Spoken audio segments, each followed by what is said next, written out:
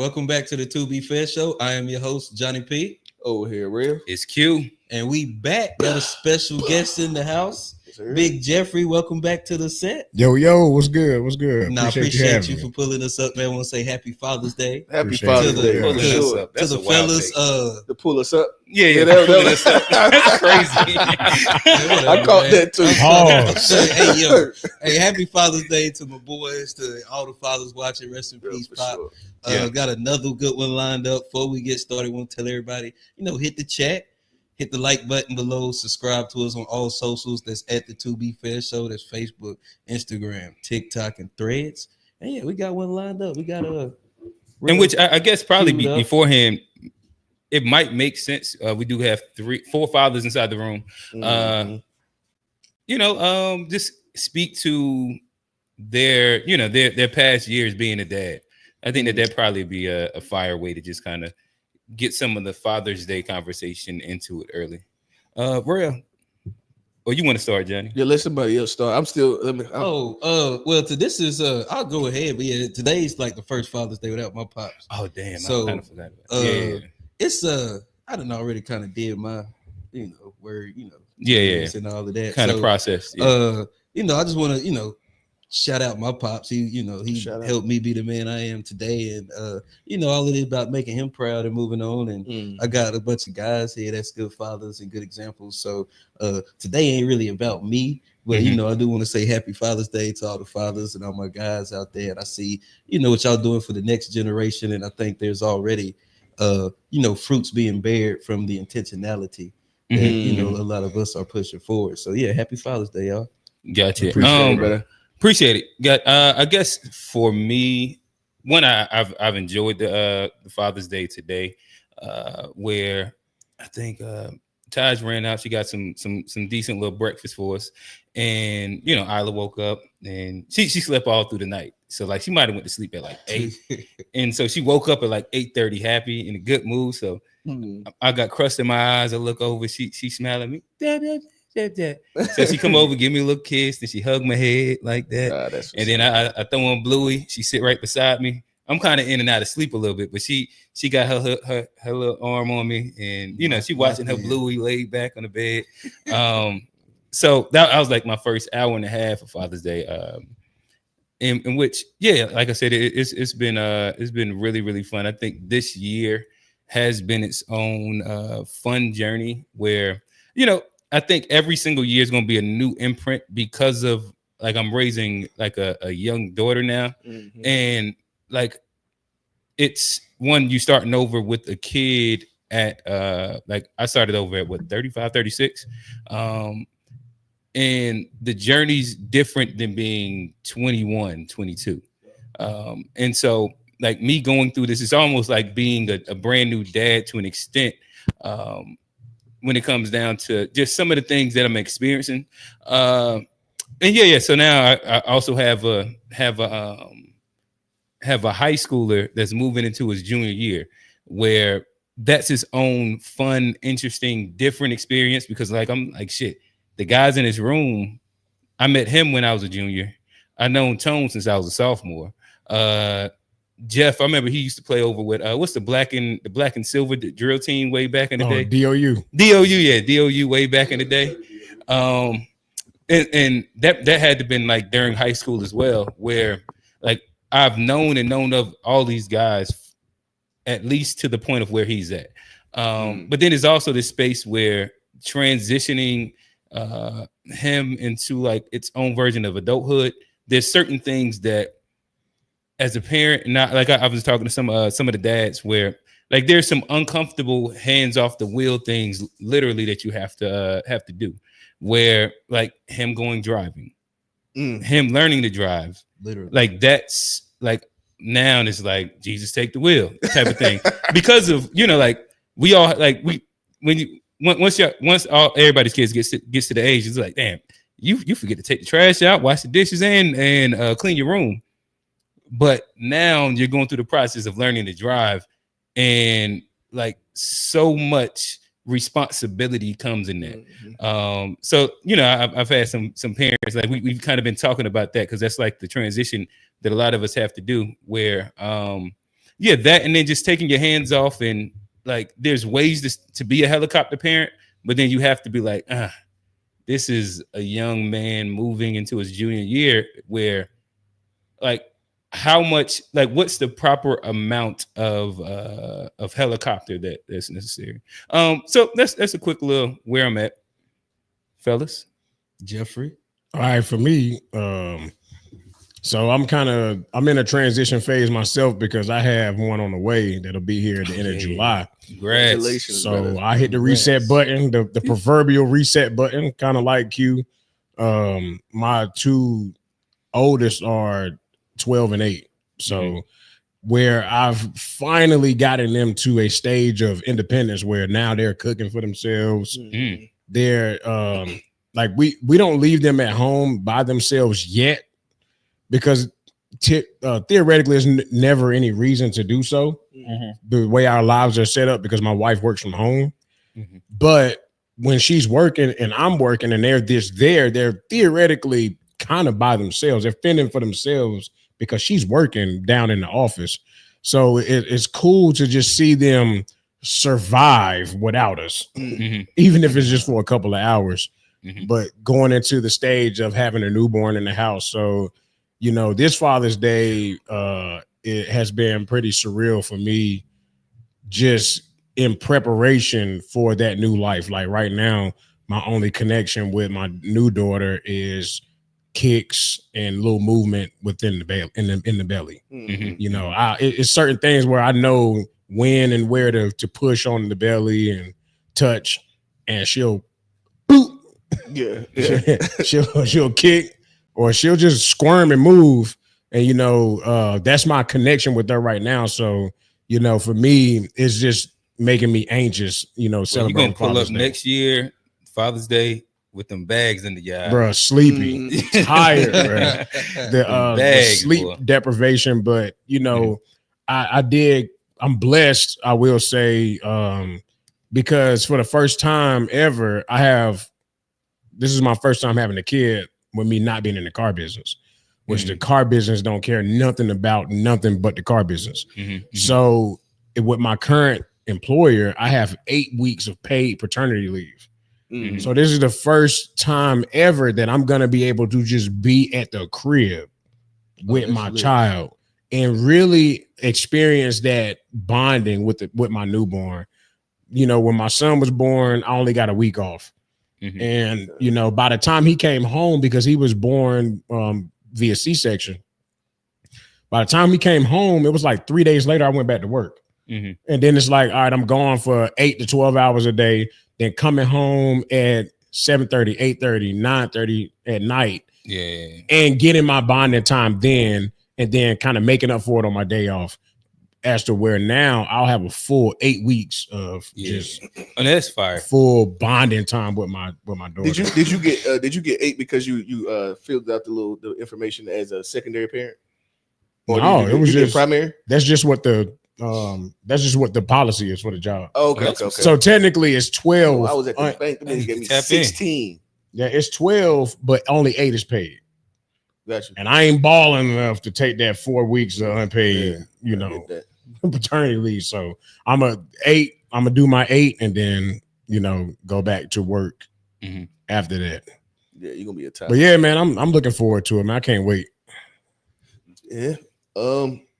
I guess I'll just say how mine started off. Mine started off pretty similar to Q. So I went to sleep. When I went to sleep, I was in the bed by myself. When I woke up, Nana was in the bed with me. And like, I don't know if she could hear my eyelids open. But as soon as my motherfucking eyelids open, hers open, and she was looking at me, first thing she said was Happy Father's Day, Daddy. And that was just how it started. Like literally, as soon as I opened my fucking eyes, that's exactly what, you know what I mean, happened. So, and it was crazy because I actually appreciate all of the people that's been, you know what I mean, especially the men in general, men and women specifically that been giving the shout outs to us for Father's Day. My shit started on Friday.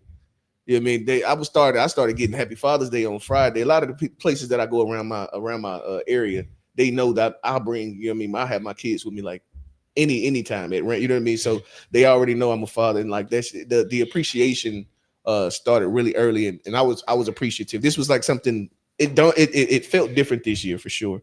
And it was crazy because a couple of days, I want to say like maybe 2 days ago, me and Nana, I told y'all the story about the Bojangles joint, right? That's her shit. She like Bojangles over Chipotle. She like Bojangles over like all of the shit. That Supreme combo is her shit. Mm-hmm. So we go over there and do that. And while I was in there, it just dawned on me again. You know, sometimes you forget that like this is not that you forget it's your child, but it's just the level of appreciation that sometimes it settles into you differently in different moments. At least for me, it does. And I was just sitting there watching her and just listen to the way she speaks and the way that she kind of watching her think and the way she thinks and connects things. And it was just like, damn, like this is my baby. And she's like literally like a product of, and I one thing I will say, I'm glad that I had kids later because she's a product of the me now, not the motherfucker that I was back then, because that would have just been totally different. That would have been totally different. I was a completely different motherfucker, especially when I was in the military. I was an angry motherfucker. So that would have just been bad. And yeah, so I and my son, this man, it's funny just watching him because y'all know he was diagnosed with autism and that was a thing for me. I went through an emotional roller coaster, even just like allowing that to really you know what I mean, to really like internalize it. That was a little, you know what I mean, a rough. I ain't gonna say rough. It was just like, you know, something that you kind of gotta accept. I went through all of the emotions. I went all the way, you know what I mean? I got to anger sitting there listening to the lady. I was about to goddamn fire off on them. You know what I mean? You were there telling me this shit. I done got hot at y'all.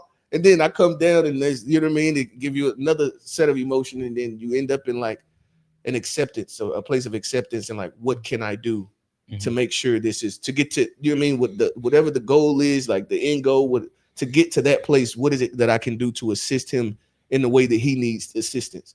And so, but it was an emotional roller coaster, even just sitting there with them diagnosing him.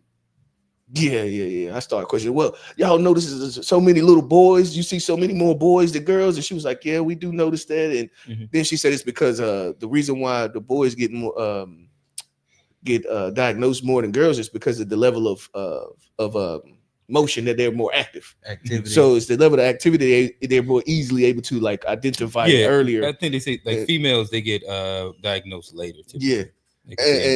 And so like, you know, I'm actually hot. And I'm like, so why is it getting so, why are we getting so many more diagnoses now than we did back in the day? And you know what I mean? Was something in the food or is it the vaccines? I'm going through all of the shit. You know what I mean? I done got in my feelings and you know what I mean? But then like I say, you get to a point of like acceptance and then like looking forward, like, okay, so what does this look like? What do I need to do? How do I change? You know what I mean? What I'm doing with Nana versus what I'm doing with him. Like, what does this look like? And what resources do they have out here for, you know what I mean?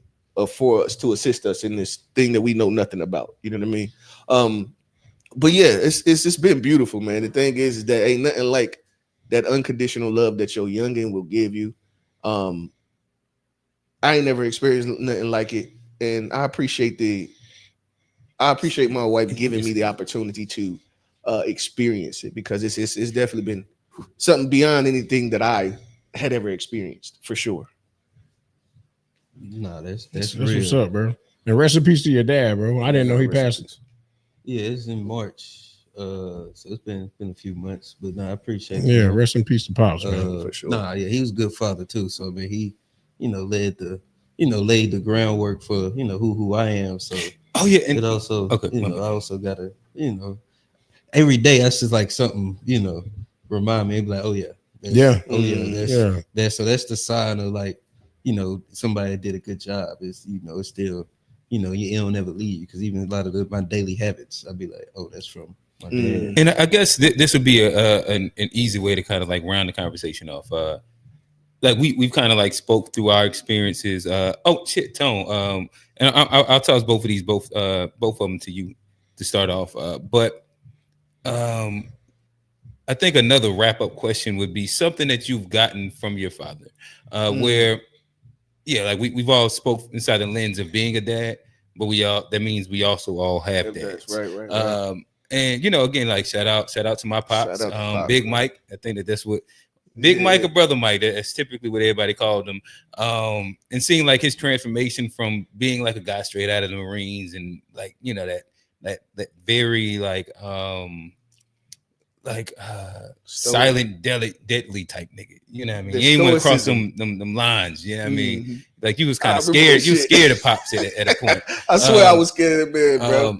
Oh It's yeah, funny to and know listen, him like now, back in and the then- day, if you didn't walk in that house and speak to him, he's gonna come out and like, hey. And then the reason why you didn't speak to him because you was already kind of scared. So it wasn't that you were being disrespectful. He got that press where you just like kind of want to shut the fuck up and stay out the way. Yeah. You know what I mean? And then and but saying that to say like seeing him like he's a teddy bear now. Yeah, I mean with the little kids, even like the younger generation, like me and Roger, we got him when he was still young and feral. He was still hard. Yeah. But right. But yeah, just seeing like it kind of like allows you even as a man to see like the progression of men as we get older. And it's okay to kind of like tap in, like it's okay to become a teddy bear at some point in time. I'm sure I'll be a teddy bear. I ain't gonna pick up the pounds he got. Like he a little wild. But yeah, shout out to Pops. I would say like a thing if I was to start it off, and my bad, I said I was gonna throw it to you too, Tom. Like I think that a direct correlation that for me, like I don't do, I think that I probably get from my dad is that like I'm not the best communicator when it comes down to like anything like phone, text, XYZ. Like I'll try my best, but like I suck at that shit. Like more times than not, I'm not the initiator, but it's because of my mother was on the phone all the time. My dad, I never seen my dad talk on the phone, to be honest. I never seen him like text people, like none of those things. So I think innately, unconsciously, it's something that I associate with like being a man, and like it's not like manly behavior. Because it's always weird for me to do it, and it's like this weird unconscious thing, and I'm sure it's based off of that. But I'm cool with it. Tone, throw it to you. Yeah, this year as far as fatherhood goes, y'all know, like normally, if anybody's been watching this show the past few years or whatever, anytime Father's Day comes up, it's usually kind of dark for me. But this year actually was a lot of progress made. I was actually like, what's up? So. Like I'm experiencing some of the stages, like as y'all know, my children stay a distance away from me. They're in a whole different state, which has affected our relationship along the way. With me and their mom mainly. I'm not going into too many details again. I don't like going back there, but we actually have made a lot of progress this year. I've been in my kids' lives a lot more than it's been in the past, so that's made me feel a lot better. I think the thing that's been like interesting this year is like I've had to learn, and this is in my relationship because my girlfriend has kids too, and that's a whole nother thing. But one of the things that it has in common on both sides is I've had to learn how to put my feelings to the side, like. And I mean, like a lot of fathers talk about this and have talked about it, and I've learned it to a degree. Like I learned it to a degree already, but like this year it's been more than ever. Like, you know, put your feelings to the side. Like there's been a lot of just not saying nothing, and that's made things go a little bit better in certain areas. Yeah, and even like being able to put my feelings aside to think about like in my girlfriend's case, she has daughters, so it's like it's a whole different level of things. I'm used to like boys.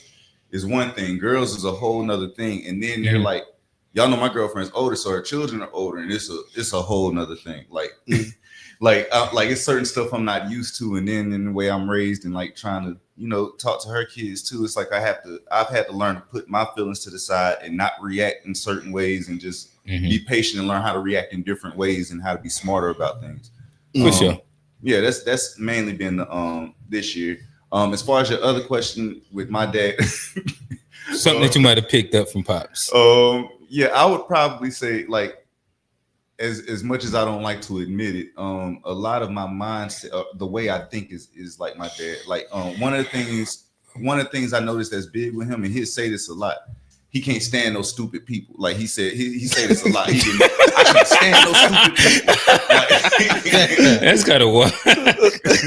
Like it's one of the things. But to be like, that's what I got from my dad. No, I can't stand stupid niggas either. Nah, hear me out though.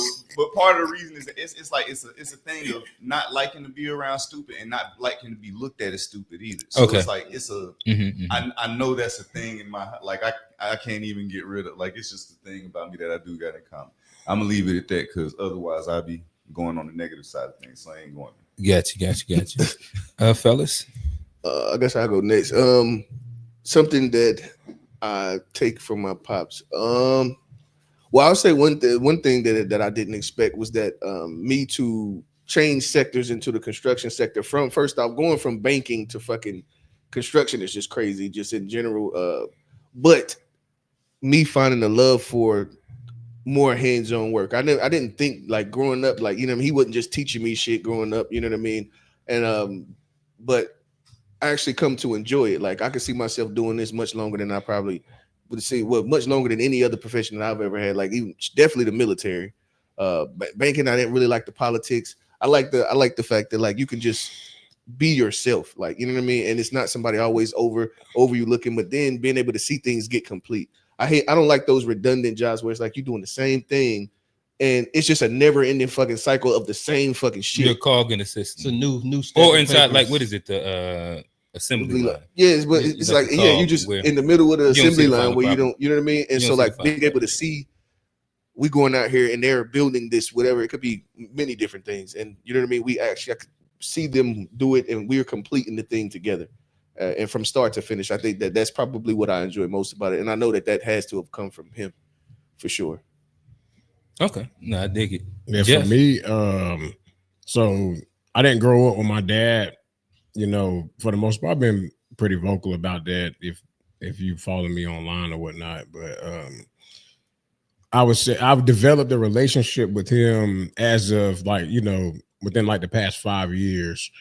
So I can say, just based off of conversations that I've had with him and his experience with life, I would say that the number one thing that I've learned from him through me developing this relationship with him, you know, as an adult, as already a father, is to not, you know, allow myself to be tricked out of position to be away from my kids. Okay.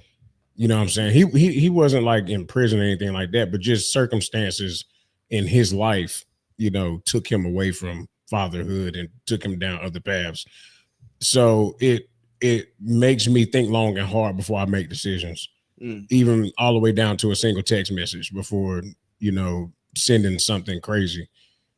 What implications would this have when it comes to me picking my kids up and spending my time with them that I'm used to spending with them? So, you know, I take that negative, well, what could be perceived as a negative, and try to find the positive in it, and, you know, make it better for all of us moving forward. Now I dig it. I guess, Johnny, I'm gonna toss it back over to you. Oh yeah, this is hosting. I think we about to go to real question. Yeah, and learn about. I want to answer why black people commit crimes a lot. Yeah, why black culture make nigga. I don't know. I don't know. It was degenerates or something. So I said all of that shit. That's what I said. Natural degenerates or some shit. I don't know. This is Q trying to make it sound like I was saying that black people are inherently negative or some shit. He said, black narcissists. Hell no. Johnny, tell them from your Pan-African view. What you think? Hey, y'all boys see UFC last night? The Nigerian Nightmare was whooping ass. Who he beat? Some FBA boy. Oh man, some FBA dude got whooped. But shout out to Usman, bro.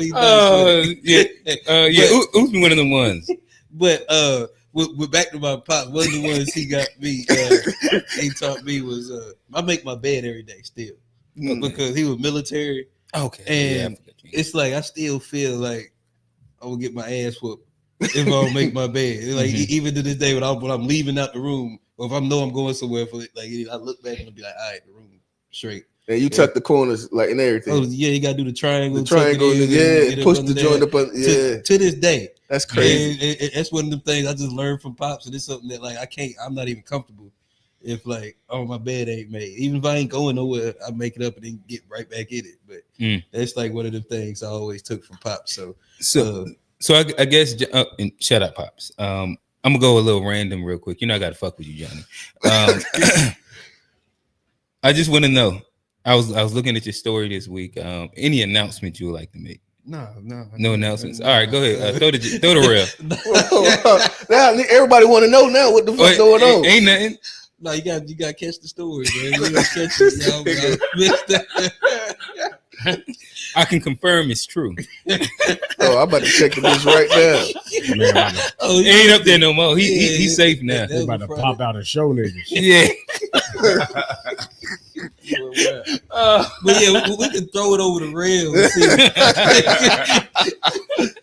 Yeah, no. So I guess the question, I had actually been sitting on this question for a while, because it's one of those ones where it's like I don't necessarily want to be the guy either. Like, you know what I mean?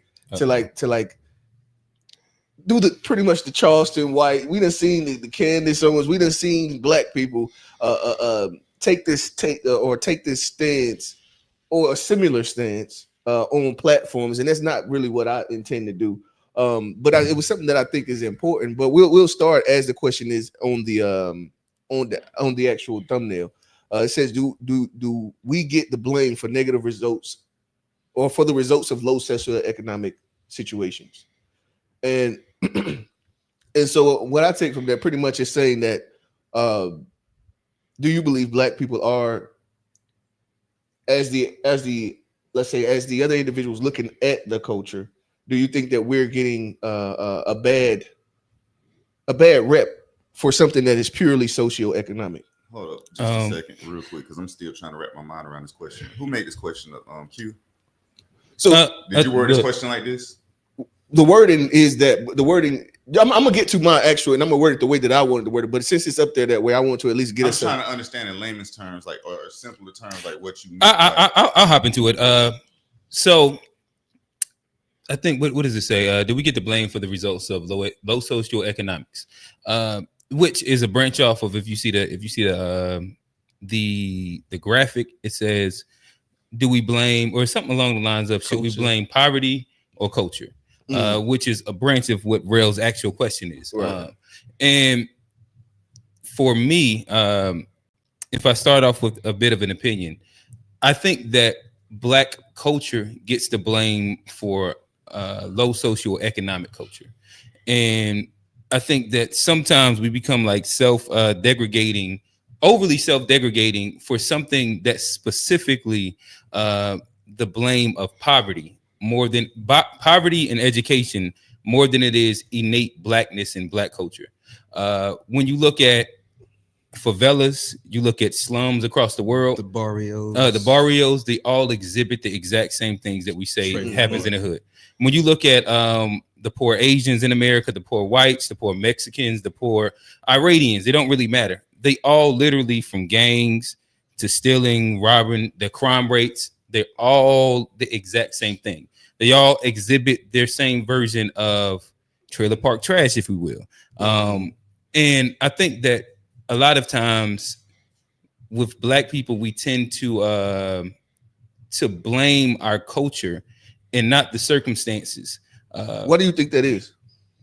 I think go ahead. I was gonna say, I think it's a lot of it is the media, and that's the question that I have a lot of times when I'm having discussions with people outside of the race, and where a lot of our issues are the low socioeconomic issues get broadcast as Black issues. When you look at the news, when you look at like just across media, even like Black movies, Black music, the things that people consume about Blackness, they tend to more times than not represent the low socioeconomic parts of it. And then when it comes to something happens in the news and you're talking and they're like, well, that's why Black people such and such. But it's not. But the same thing happens with every race, but not every race. Yeah, and it's so weird that like as soon as Black people start making more money, get out of like a poverty specific space, low socioeconomic space, the crime rate miraculously starts to drop. But you also, but what also when they get better education, the crime rate miraculously starts to drop. At the same point, though, what also happens though is your proximity to Blackness, or quote unquote, like the struggle, it also gets further and further. So it's like the Blackness is tied to the low socioeconomics, because when you see the Black culture in the middle class, upper class, a lot of people don't use that to represent, like Black excellence doesn't represent Black culture as a whole. They use the struggle to then turn around and say this is what black culture is. And when you say who is so I guess it's always okay. So what is black culture then? Because we've had this conversation a few times, and to me it seemed like a very struggled conversation to really like pinpoint a thing, because we naturally don't want to say a thing, right? We naturally don't want to say what it seems. Okay, even if we're saying that someone else is projecting that to us as our culture, even if that is happening, what is black culture? Like I said, we struggle with that. And I've been in a couple of different places where I've actually asked the same question, especially when you're talking around intellectual people, they tend to struggle. But then when you're talking to people who are in this, let's say, lower socioeconomic status, they easily ramble these things off very easily. And so when you say these things, what would you be speaking about? Well, the things that we would talk about would be, of course, we got the twerking culture. We got that's a part of black culture. We got food, like that's something black people got that's like right has nothing. Every to do culture with has struggle. every culture gonna have that food thing. So I agree with that. I would agree with that. But I was gonna answer your question and say it depends on who you ask, because everybody's experience is different. I mean, one thing Johnny hit on was the media. When you look at black shows on TV, almost all of them shits is heroin, cocaine, drugs, shooting, gangs. It's like after the Cosby's, Martin, Fresh Prince of Bel-Air, and some of those shows were gone. My Wife and Kids, Bernie Mac on the back end of that. The Upshaws. So my question, it is. Good. So, but my thing is, but is that black culture? Is that representative of what the actual majority of black people? But I think they were trying to change the perception publicly, but it's outweighed by the negative minister society. So let me ask you this: of course, why do you think it is that at mass those things? Oh, do you just think it's because a lot of the time when you say, like, when I talk about rap music and people will say like, oh yeah, but the white folk are the ones that's really listening to it. But we can look at something like Power. I don't know the names of them because I don't watch any of those types of shows. Even we're the ones creating the thing now. It's purely going from our minds to, and we're creating the same negative thing, and then we're also partaking in it at the masses. What are the reasons that you think that we are we engage with that so heavily? I think that like what you're saying though is black people engaging in the entertainment model. So like most white films is like about like some version of like somebody killing somebody inside a heroic journey.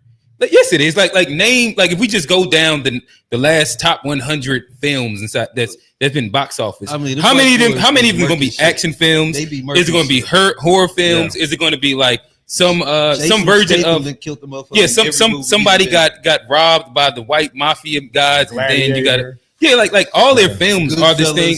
Or you go mafioso, and that's the way that they paint the thing. And I mean, also to answer your question, I think it's I think what it boils down to is people's ability to separate entertainment from real life. Mm-hmm. And when it comes to quote unquote white culture and the white movies doing all of it, killing it. They separate it from Mr. John that goes to work every day and yada versus our movies with people shooting it up in our music, the Chicago drill and everything else. They think that that's what all of us are doing. That's a representation in real life, right? Or but not only that, but they think if you're not doing that, you're somehow not black or not normal, not a normal black person. You think you're some exceptional, like against the rule, against the norm type of person. Where no, there's a lot of average black people that aren't doing the thing that are necessarily like in the movies. And so like when we walk down the street, how do they see us? Like, do they see the motherfucker from just a regular movie, or do they see like the Boys in the Hood? Like when an average black person is walking down the street. I mean, I would assume that it's about the presentation, right? Because if you look at it, even when we were younger, we started to emulate and dress our attire became the trap look. The trap boy. We had the tall tees with the big pants, and we wanted to look like the nigga that was doing the shit. Right. We wanted to look like that. You know what I mean? And I think that now we kind of, and I'm gonna say it anyway. We're appropriating white culture a little bit. Nowadays, I love to say that too. It makes black folk hot. What, appropriate? Appropriate white culture. Okay. So what do you think that is, or is it just pop culture? Is that we're just trying to emulate whatever is cool because the drug dealing, like the Jeezy era, and was it that we just wanted to look like whatever was the cool, or what was the last cool that was like? I think people want to identify with things that are relatable. I think that's that wasn't relatable to me at all. Like even somebody from Rock Hill who it wasn't relatable. Well, what I mean by that is a lot of us in that time frame were trying to emulate a lot of the Jeezy. Yeah, a lot of us were trying to emulate the thug. And so why do you think that is? Well, I say, for me personally, I can answer that it was always a defense mechanism 100%. Because in the environment you had to be tougher than what you may have naturally presented, right. Because it was a survival tactic. Right. And so let me ask you this. Do you believe that do you believe that so like this is the thing, this is where I come down to, like Q is a good example. I was around in the neighborhood where he lived. And he lived, how long did y'all stay there? How many years did you live there? Since I was like fourth grade. Third to fourth grade, yeah. At least a decade. You would say. Yeah. At least a decade. Okay. Like, yeah, you talking about like from when I moved there and moved out? Yeah. Yeah, I would guess so. Probably however old you are, and like what grade is Jai? Jai is 8 and he's going to 3rd. So you talking. So I probably was 9. No, okay. So yeah, I probably was 9. So like, damn near a decade. Yeah. So but and the thing is that even in a lower socioeconomic, not and this is just the area. I ain't talking about your just in the area right there, Beatties Ford and all that. That was the hood. We all know that. It was certain hoods that you could find. My neighborhood, Hidden Valley is the hood. North Charlotte was the hood. So what do you think causes the onesie and twosie guys? So like everybody that would be a part of our connection naturally probably comes from the hood, but we aren't the individuals that let's say this idea, this low socioeconomic thing that everybody in the hood was supposed to be getting because we all was around the same place. Yeah, some of us didn't get that. So what do you think causes? But I think that intentionality. So upbringing, right. So my question I don't even know. Is it more? Hold on, I was still talking. Let me. Well, you asked your question, and then you was about to go to another. Let him finish though. I was going to answer the question. Jeff answered. I was going to also. Go ahead. I don't mind. I'm gonna forget my fucking thought though. But go ahead. So you was asking a rhetorical question. Yeah, it was in my way. I was trying to get somewhere. It was rhetorical. I was trying to get somewhere. You can go double back and answer it. I'm trying to write it down and remember. Damn. Man. What I was saying, okay, I said all of us didn't, of course, the intentionality, right? The intentionality was the difference. So is it I don't believe that though. Just let him finish. So I mean, if you don't believe that, dude, okay. So what is it? Not the intention. Let's stop there. Then that's a good thing to do. Just answer a question. Right, and then kind of build on it. But like in my opinion, like I don't think that I was specifically special more than I was lucky. So you think we all were lucky? I think to an extent, and then there is some versions of like upbringing. Like there's things that can impact, but like. Let's be also like I do have family members that also have felonies, went to jail, got shot. Gotcha. That grew up in the same household. Like these are like the same thing. And like so for me, like pretending that like I think that I was like naturally smarter. Like when it comes down to like academically, and that showed through like like early schooling and testing and shit like that. So maybe that's like a thumb up that I did have, but I also was a bit of succumb to the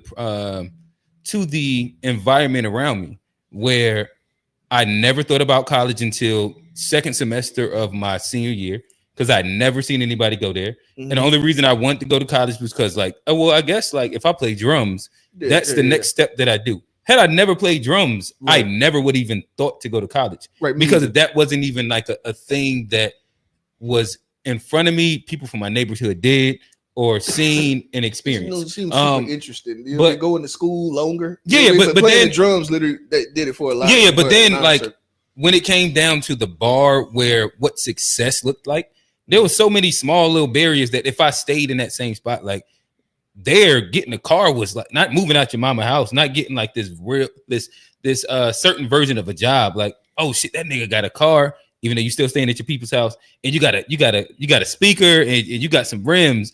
Like that was a status symbol in comparison to like me luckily going down a certain track and getting exposed to more. Like me stumbling into like certain things helped advance like my world POV. And that's where like in my opinion, you playing that like to say luck, I definitely can't go. I understand I understand, but to think that anybody that made it out of the hood was luckily made it out of the hood, and there was not something that was actually groomed into them, like because I don't look at myself as better than most. It's most not people. even better. It's not even. And that you probably learned better. something from. What it like is your first brother. off, you're. Oh yeah, I knew not to do with the shit that got him shot. Like yes, like I'd seen the shit, but so that's not just luck. That's like right. It's right. But at the end of the day, like to be honest though, like if my mother didn't start a community band, like it's not like I had good grades. My graduating from high school, I had under a 2.0.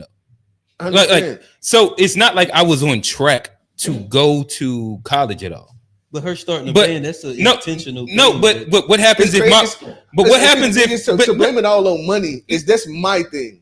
That's my thing. No, but the thing is that like the same exact people, like I have survivor's remorse for like all the people. It like I can name maybe inside of my mother's drill team, it was like 15 people. Mm-hmm. I can name 4 to 5 that's dead. Right. I can name like another 3 to 4 that's in jail. I understand. And like these weren't like people that I see myself as different than that were like that. Yes, these other things. Come on, I got a question. I think you think it was luck. You don't think it was the fact that your mama will whoop your tail if you was to do some of the things that they was doing. No. So the thing is that let me answer his question. No, because I got cousins, uncles, friends that got the shit beat out of them in the neighborhood that's fucked up right now. They drug addicts, they in jail, and some of them are dead. But then also some of those the beating this shit out of, I see that a lot too when you talk about like we could say that it's based on poverty that somebody would actually fist fight their kids. You could say that that's poverty that's based on socioeconomics, or is that based on the individual and what they are deciding to do? See, my thing is we can blame it all on socioeconomics. I just believe that there is a commonality. If you look at a lot of these different neighborhoods or these different groups of people, and they are in poverty, right? There is a commonality that they would share, but there's also a difference. Your mindset is different than necessarily how much money you have. Well, I can take it. Let me answer your question. Okay. And tell you what I think, and you know, kind of where Q was going. I think the answer to your question is exposure. Right. A lot of times you see that the I'm not mad at that. other cultures. Like, let's say white people, for instance, they take their kids on vacations. They go out and see the world. They go out and see the rest of the country. They go see other shit. Mm. And what happens is you understand that the world is bigger than the south side of Charlotte or the west side of Charlotte. And it makes you want to see what else is out there. So then those gears get to turning. Go ahead, because I disagree on that one too. Because I agree with Jeff because, like, I think to build on that, like the exposure, like even from like Raquel, that's one of the things that you get more of as a suburban black. Is you see different cultures. You see like you see the white people, and so you didn't have an average upbringing. I had a black upbringing. Say I did. But I just wanted to make sure. Say I'm not black. But come on, brother. You know I wouldn't even go to give my own testimony. My mom put me in Big Brothers Big Sisters when I was coming up. That was dope. My big brother was white, fresh out of college. He played soccer at Davidson College. So he took me to the driving range, taught me how to play golf. He took me on hikes. He took me on my first flight to New York. But my first flight, which was to New York, he brought the first time I ever had salmon was with him. Damn. Like all types of foods and different cultures, cold. He exposed me to different books and the fact that he was and white things makes like it that. Even colder. So there's an intentionality behind it. Because my brother had a big brother too. But what happened was I started to understand that when I did dumb shit, this ain't it. Mm-hmm. You know what I'm saying? For one, this is not how my mom raised me. Mm-hmm. And then two, dang, I see how this guy is living and not dealing with none of that shit. None of that negativity shit, none of that gangbanging shit. He even tried to start a soccer team in my neighborhood. Cool. Just to try to get kids off the street, which is very comparable to his mom starting a drill team. That stuff matters. Absolutely. When you are stuck in the hood and don't have the access to get out of the hood to see what the rest of the world looks like, yes, I can blame socioeconomics. Like for what the masses do. And the thing is that being the exception, in my opinion, like I think that maybe we look at the word lucky as like this loaded word that means something crazy. But me having like a different like being a quote unquote a little smarter to me is lucky. Like my mother and the background that she had in New Jersey and leading her, like all these things were intentionality, but there's so many other people that I was attached to and seeing that just didn't have that one little thing. And I think that part makes a big difference. But I'm saying, even on the white side, it don't always work because there's a lot of white people that have all the exposure. But most white people that are in poverty stay in poverty. Yeah. It stays the same, and that's the point that I'm saying. Like typically, even to make it out of being in poverty, the middle class, to change class systems in America, you're lucky because of like generationally, you stay inside the same thing. Unc has a little thing where he says like they mamas went to the same bus stop that they grandmamas went to, and like it's his own generational curse. That's America though. It's not even just black people. And honestly, when we say the culture that I actually blame it on is American culture.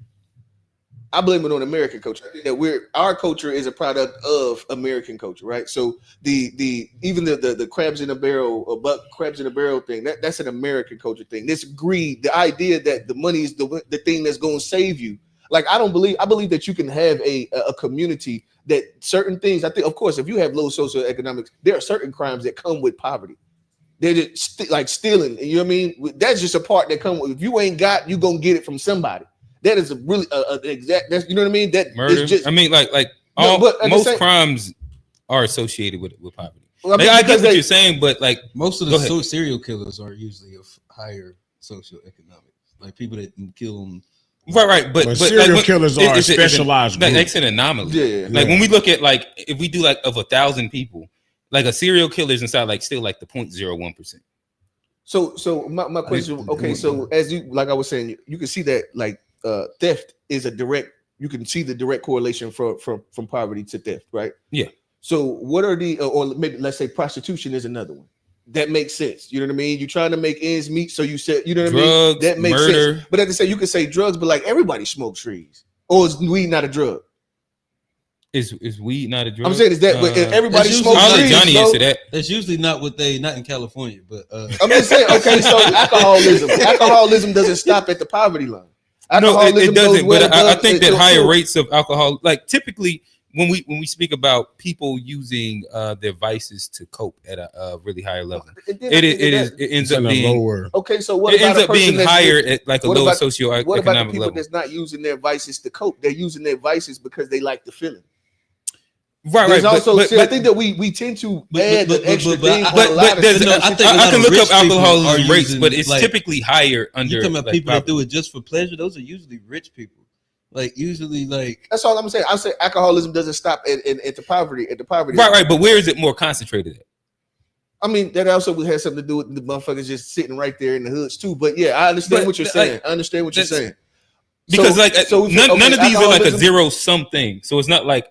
Only people that, but if we talk about where it's more concentrated, in my opinion, and from what I understand of like quote unquote statistics, like it's higher concentrated. Like drug usage is higher concentrated. Selling drugs is higher concentrated because of again like the need to make money. Murder ends up being higher concentrated because of you're dealing with more illegal shit and things like that.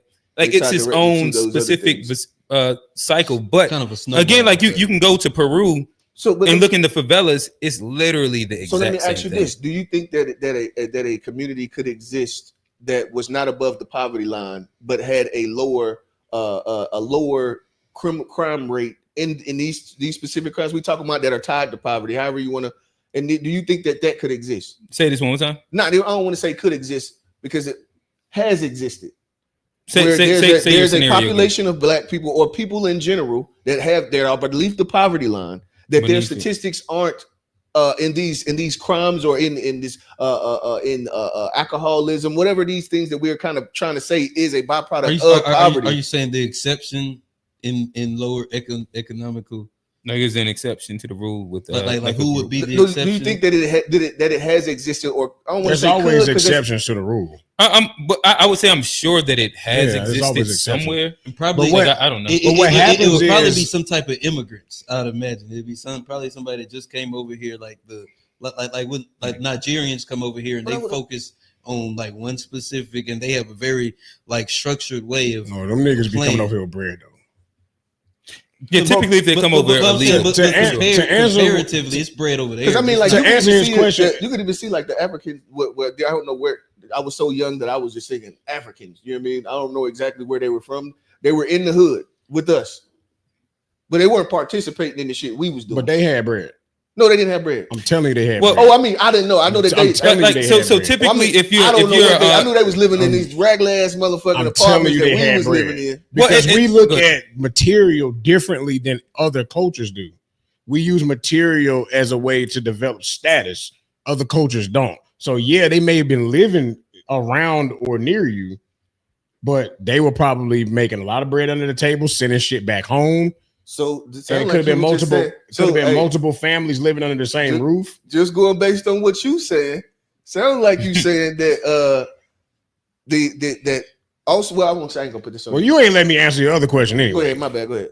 Well, when you asked the question about people being an anomaly within those situations, I say that yes, they probably existed, but what happens is when you don't have money, you need what? You need assistance. The assistance puts all of y'all together. Then the crime that's associated with poverty picks up.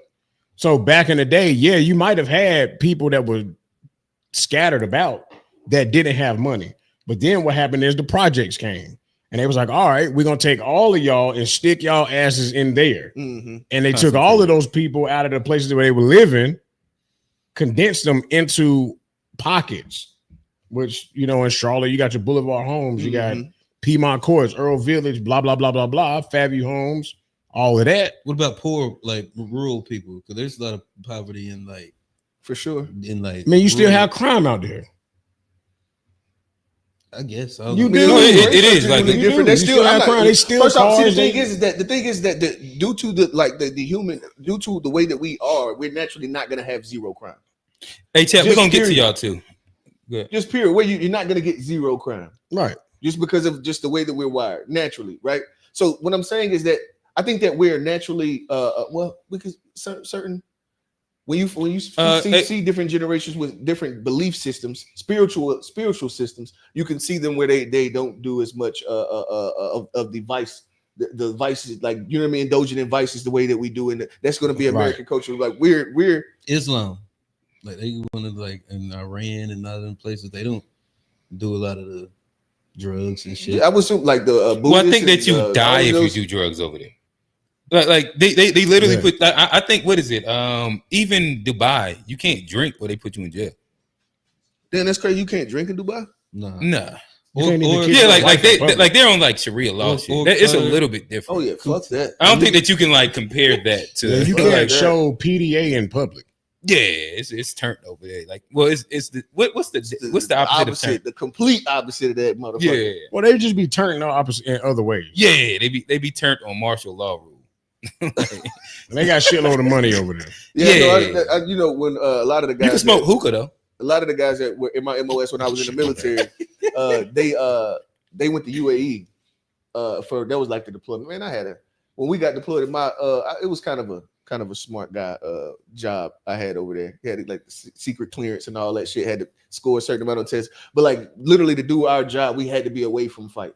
Had to be away from the fight. So like the guys that I know that did go over there, they had a great time. Talking about the malls and shit over there, crazy, motherfucking yeah. It's nice as shit. When you say UAE, yeah.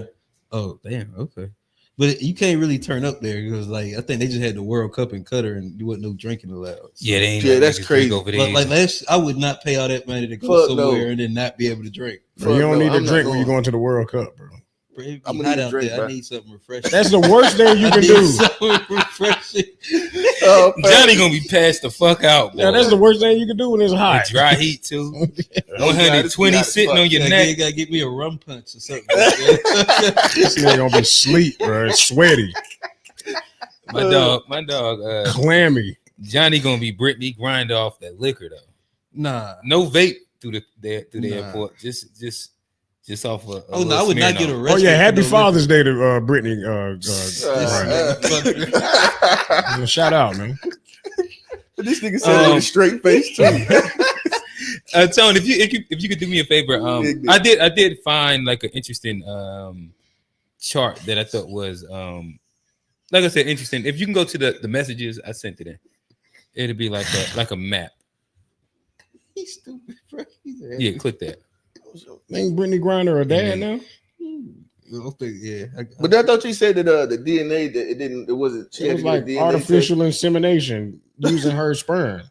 All right, bro, you got it. That's called pseudoscience.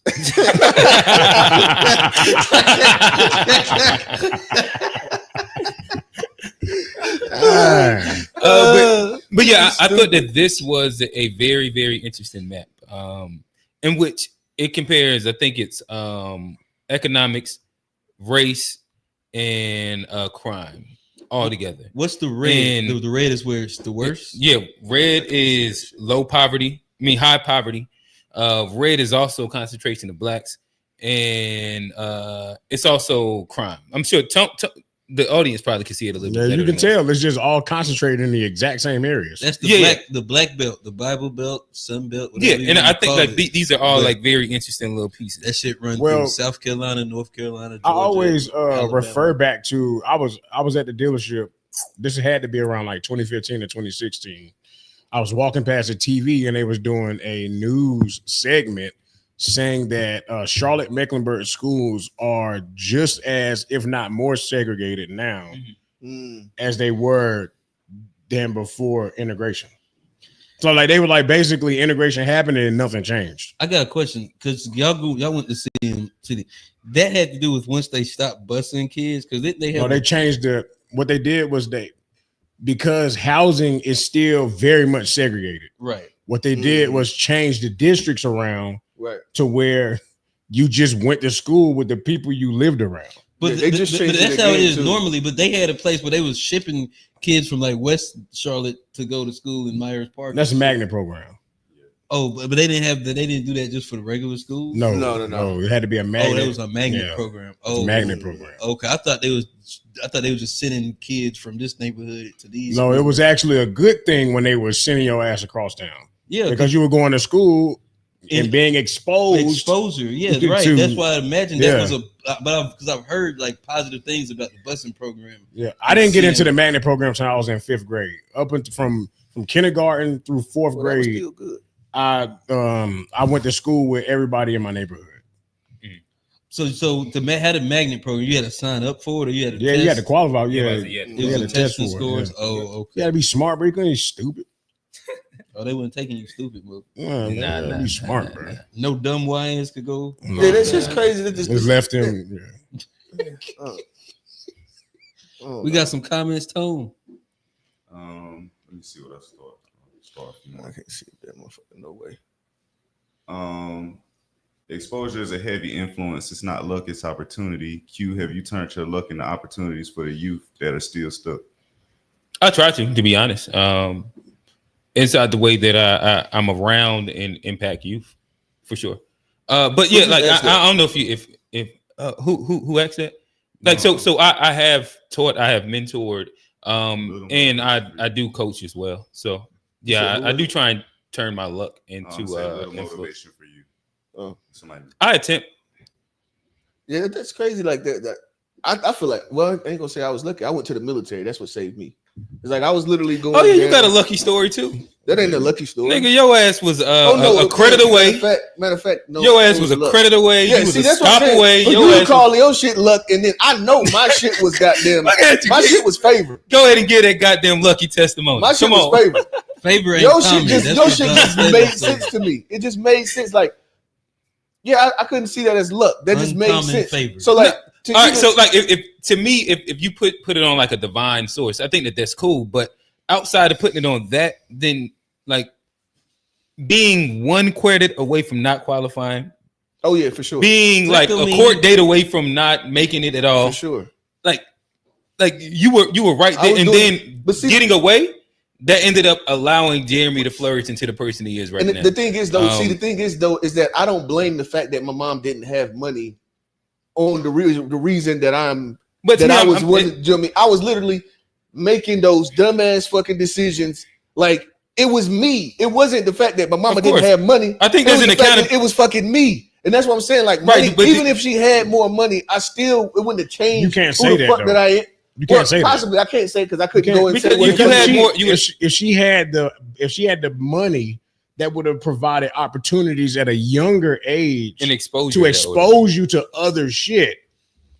You're speaking from the perspective of the 16-year-old you, the 17, 18, 19-year-old you, where at that point, okay, I was fucking up. I was doing this. I was doing that. And I could have made better decisions. No shit, it was earlier than that, bro. But let's go back to 5-year-old you. Yeah. Let's go back to 7-year-old you where, okay, you got put on a plane. You went to go see these big buildings in New York. I ain't fly until I went to basic training. That's what we saying. That shit is crazy. My kids it's exposure. Already. Yeah. Well, I mean, but the exposure. But I'll say this: exposure isn't something that it's not a foolproof plan. No, not at all. None of this is not at all. But what it does, it greatly increases your odds of then turning around and then not making the dumb decision. But I done had kids that I've worked with, mentored, and they just like they're determined to be crash out. Yeah. And then you see some kids that the light bulb goes off. But like the exposure, it just gives you opportunity for the light bulb to go off. Yeah. There's some like there's even in like other socio-economics. I know plenty of like well-to-do Hispanics or Asian people or white people, and they end up in crash out situations, not because they didn't know no better, didn't have the exposure, or not because they weren't like lucky enough. It's just because they chose to be a degenerate. And there's a lot of that I think. But you still can't say that your mom's economic situation couldn't have changed it. And I won't debate that because it could have. But I just know that like when I was making the decisions I was making, it wasn't. I know for sure it wasn't about money. And if it was about. Go ahead. Oh, I was about to say if I can try and bridge the gap a little bit. I do think that like this is again. I do think that socioeconomics plays a part on like the overall like when you look at all the data spread out. Right. Mm-hmm. Do I think that there is a level of self accountability that does come with it? Yes, also. Like you are still in first person mode making the decisions. And I do also dislike when people that don't understand that you can sit and have real conversations with people in the hood. For sure. And they end up being smarter than most like these bookworm college graduate niggas that you know. Talk to the nigga that came home from prison that been in there. Them niggas be smart as fuck. Yeah, but sharp as fuck. Even if you don't even take it to prison, just the guy. Oh no, and they're wise inside like a lot of things. But I still think that the pressures that are around them, when you do the law of averages, I think, it still averages out to be it. Is there some self accountability? Yes, and I think that of course, if we're saying how do we get ourselves out of it, accountability comes into play. But again, I think that all I'm saying is that the overall scope of what it is not based on like specific culture. I think that's the solution, but the solution could be culture though, and that's where it's like it's a okay. See, that was my only thing. It would be ignorant to say that there's no that money or socioeconomics that doesn't play a part at all. Nobody would come on now. I wouldn't even be fucking qualified to be up here even fucking talking at all or even to be around y'all guys if I really believed that. You know what I mean? That wouldn't even be something that made sense. But to attribute, see, I think that I don't like the idea that like everybody's for sale. Everything is money. It's all money. You know what I mean? Everything is the culture. Well, you shouldn't be for sale. I don't believe that. Well, I'm saying, but most we in a for sale ass culture.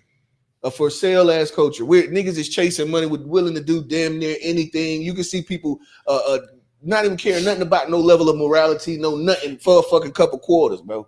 And so that really angers me. So it makes me really like look at like, bro. So like but I'm also not for fast money though, and that's it sounds like that's the money that you're talking about, like low morality, I'm not saying, quick get rich quick money. But I think what you're saying is also correct, but to think that money doesn't have anything to do with it, or to imply even that money has nothing to do with it is, it's definitely a facet, because like I said, money creates opportunity. When you broke, you can't create those opportunities to experience shit. And see, this is another thing. So like, this is another thing that I was looking at.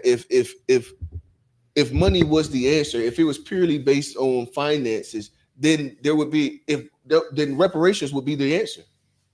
You see what I'm saying? If we know, so. And we know. Well, that's what our FBA. Shout out TBI. Shout out TBI. Well, what I'm saying is that let us know that's what. Just like Q said, I believe 100%. You give a broke person money, they just gonna do broke shit with it. You know what I mean? You're going to lose the money. Like, you don't have any level of education on what credit. You know what I mean? How important credit is. Because that shit, credit saves money. Like, you know what I mean? Like, but that's why I use the term socio-economic, which includes education in it, more than just saying money. That's what I was about to say. Because I think like money and education, the marriage of the two is what ends up making. And I don't think that quick money is necessarily positive either. Yeah.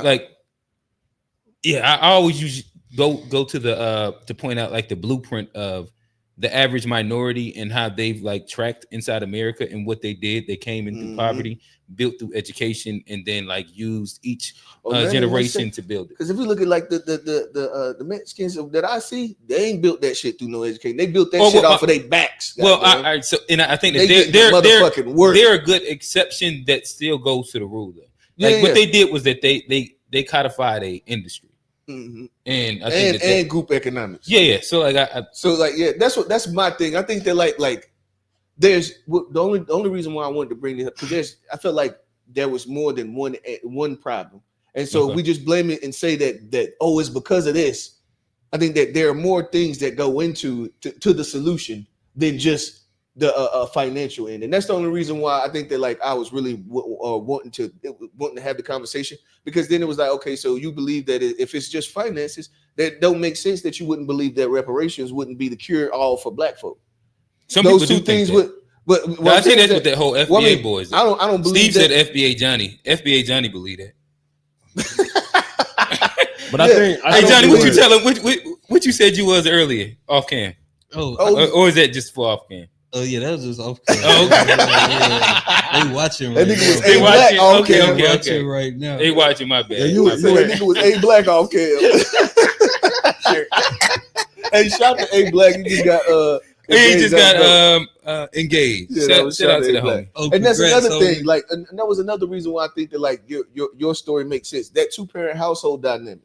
Yeah, that is another one of those that I believe that will push us further. That's another dynamic that we need. We need that. I'm for it. In order for, you know what I mean? In order for us to really make this push, it's more than just this financial thing. I think that a good space would be starting in the home. But a 2-parent household creates better finances.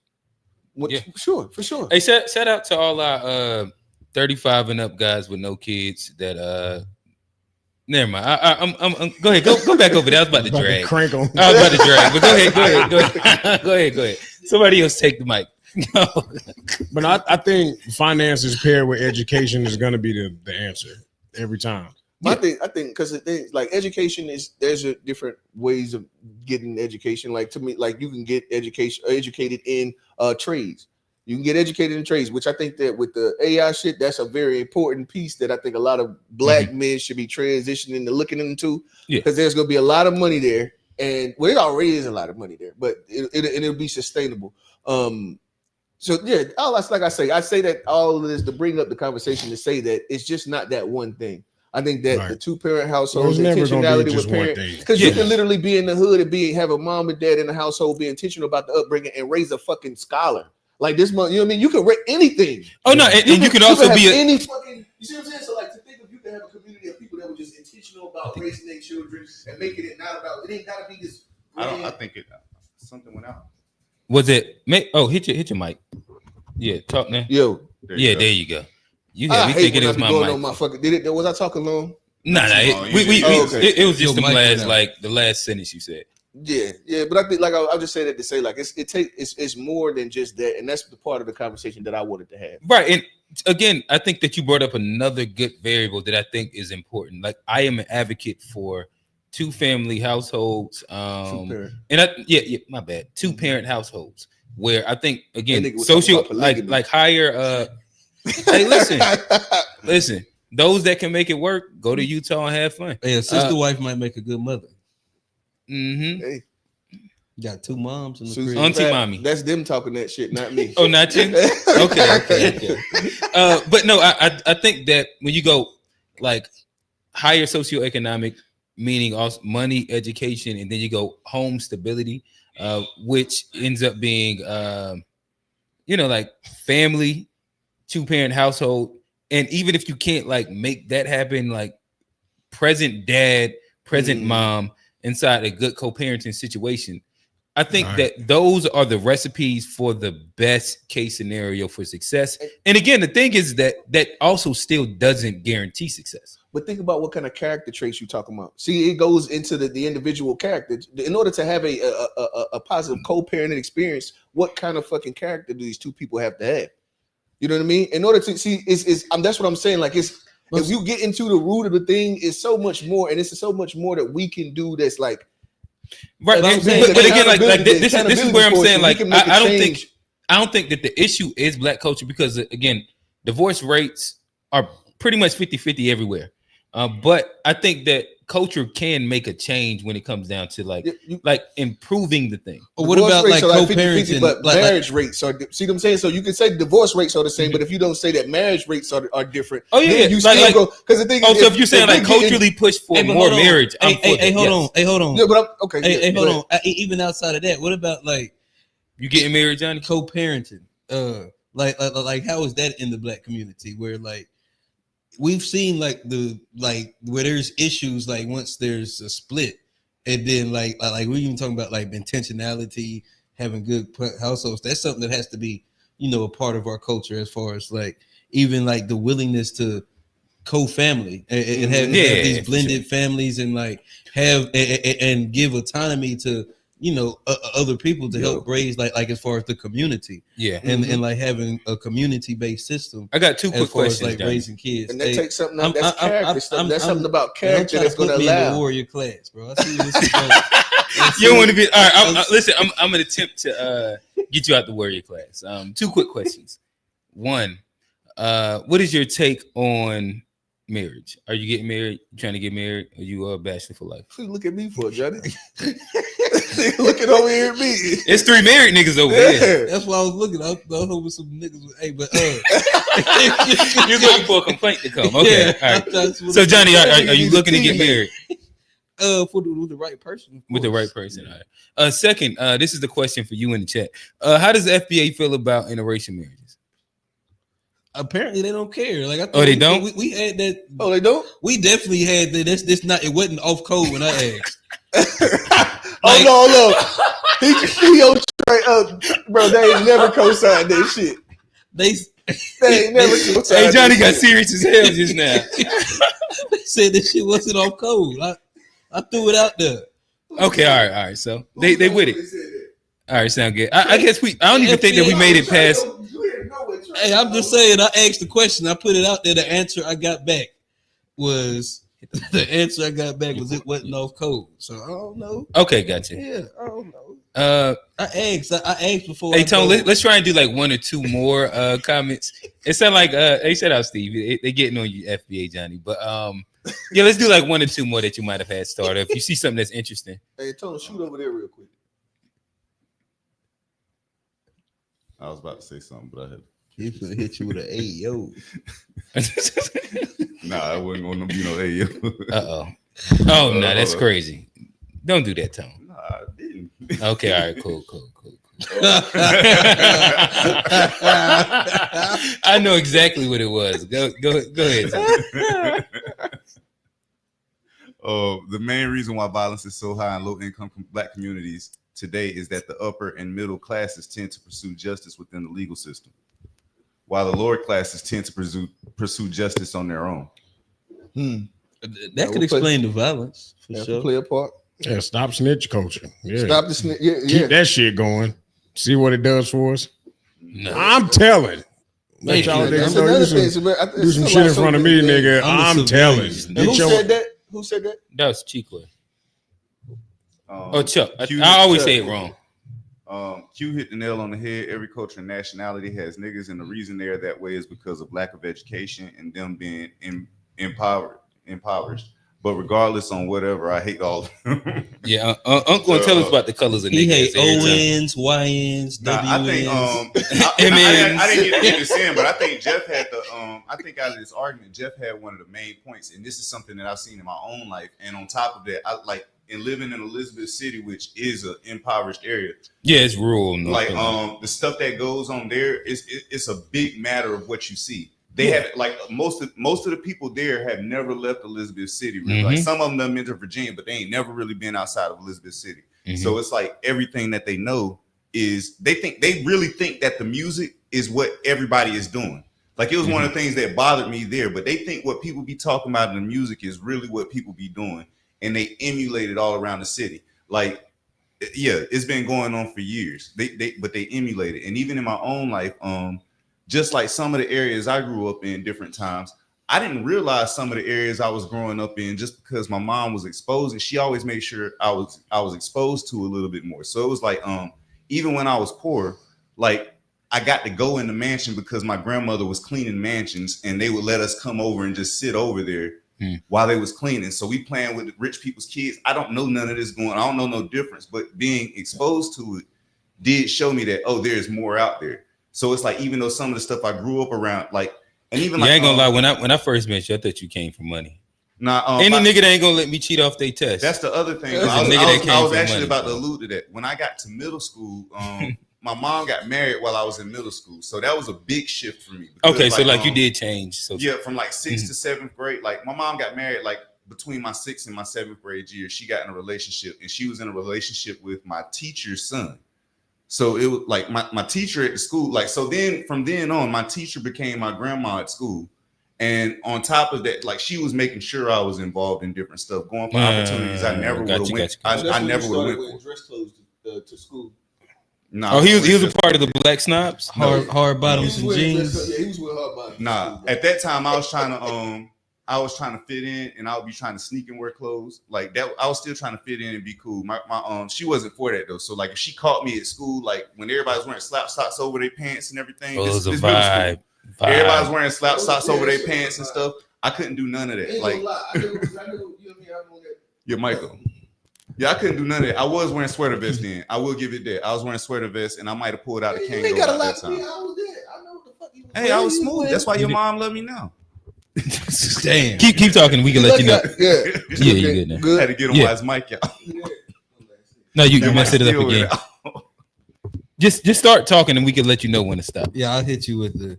Yeah, okay. You was about to tell you good. Talk to us about your slap socks. Oh, yeah. I was talking about when you remember Cam with the pink. Yeah, well, I had the goddamn when tall tee pink, the bow shorts with the pink, with the white strap with the pink letters. Yeah. Oh, the hot top force. I never threw the pink on, even though I was a Cam fan. On their ass. Computers, that boy's repping Pride Month. Right, I went down. It is June. I'm going crazy for June. I was going crazy, man. I couldn't throw the pink tee on. I couldn't. Yeah, my mom, but it was an era. I remember that. My mom wouldn't allow it. Said, "Don't come in my house with no pink on." Yeah, I feel like I did want to allude to the question in the way that you wrote it in the thing. Swear to God. And what would the culture of poverty is the problem culture or poverty? That's how you worded it in the screenshot. So in that case, I still do think that the culture does play a part. Yeah. Like it plays a big part because like especially with ours, like this stuff is normalized within our community. And even though all the communities are hearing some of this, I would say in our community and possibly the white community, we starting to see more of it where it's affecting them. We be trying to live our raps, bro. Yeah, we really be trying to live. Like, people really be trying to live our raps. I think the artists want to live their raps. It's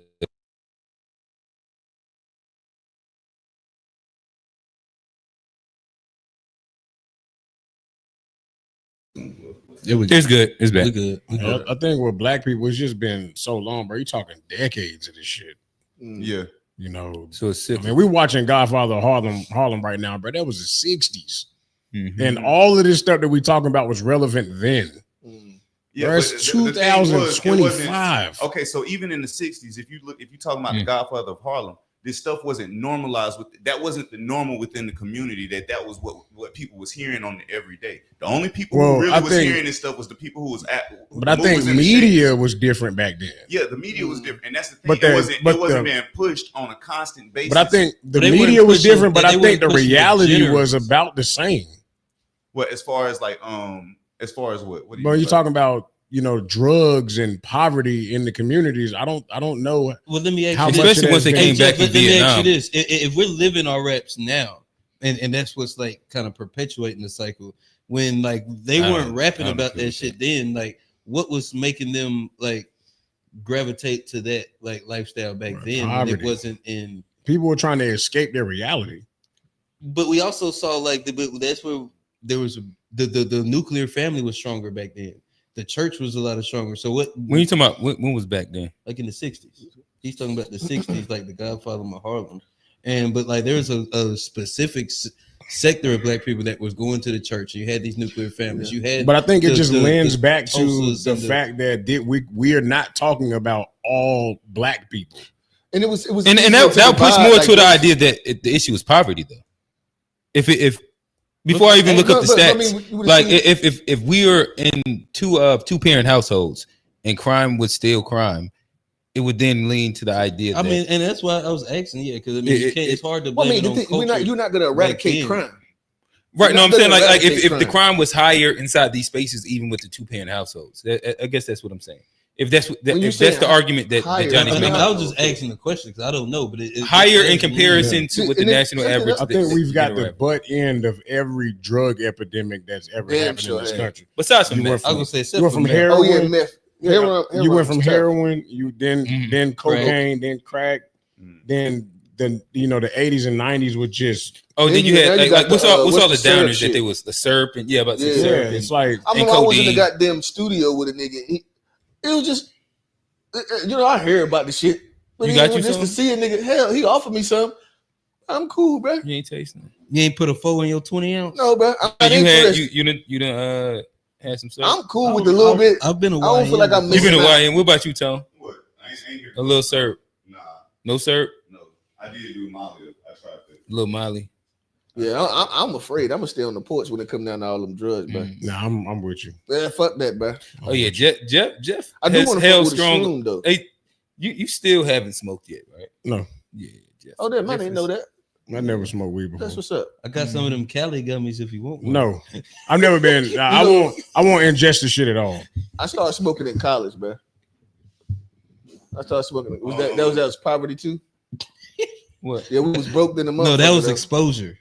I was getting exposed. Well, I mean, I think generally speaking, college kids smoke weed. So I think that's like white kids, black kids. The brokest you ever in your life been, and you it's a blunt that'll go in rotation though. Oh yeah, motherfucker. That's you'll put a couple quarters in a blunt. All you need is a little refund check. The thing is that college broke is different than real life broke though. As long as you have housing, if you got a meal plan and housing, you can be broke and survive easily. Yeah, they moved my ass off campus and they ain't had no car, and I was living broke all the way fucked up. You had a meal plan? That's when I started selling trees. That's when I started selling weed. You had a meal plan? Yeah, but you had to be able to get up there. Oh, you couldn't. They ain't had no shuttle? No, they ain't had no shuttle or no Uber back then because no Uber back then. Yeah, y'all niggas was wild. Yeah, Livingstone is a wild place to be at. That's a poverty college. That was a long time ago. Y'all remember they had them question marks and they damn and sure they had question marks. Yeah, what's that mean? The flag they boys. had the flag boys with the question marks. That was a fact. They definitely did that. That was at Battle of the Bands doing that shit. What were they questioning? I don't know. Man. I'm staying out of this conversation. I'm just saying it existed. I ain't saying I'm just saying I saw it and it existed. I'm good. What was the question? I'm straight.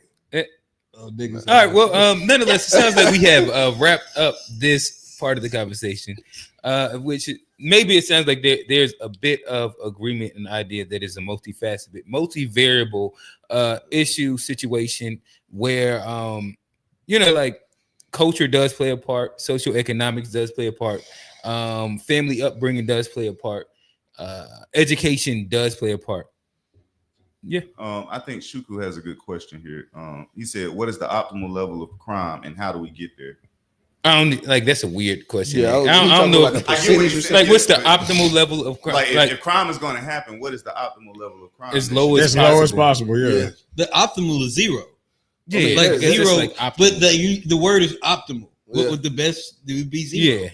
Now, if you can't get the optimal, and how we get there is through Big Brother. Big Brother. I was just about to say the same shit. Big Brother, that baby dictatorship. Yeah, goddamn motherfuckers start cutting out fingers for shit. Start chopping arms and shit. Yeah. They go implant stuff in your head, bro. Yeah, little Neuralink. Just a little pair that with the AI. Hey, as long as Big Brother ain't got them coming up with AI videos and shit and like inserting motherfuckers and shit that they wasn't doing. OTW. That's happening. Oh yeah, OTW on the way. I ain't even worried.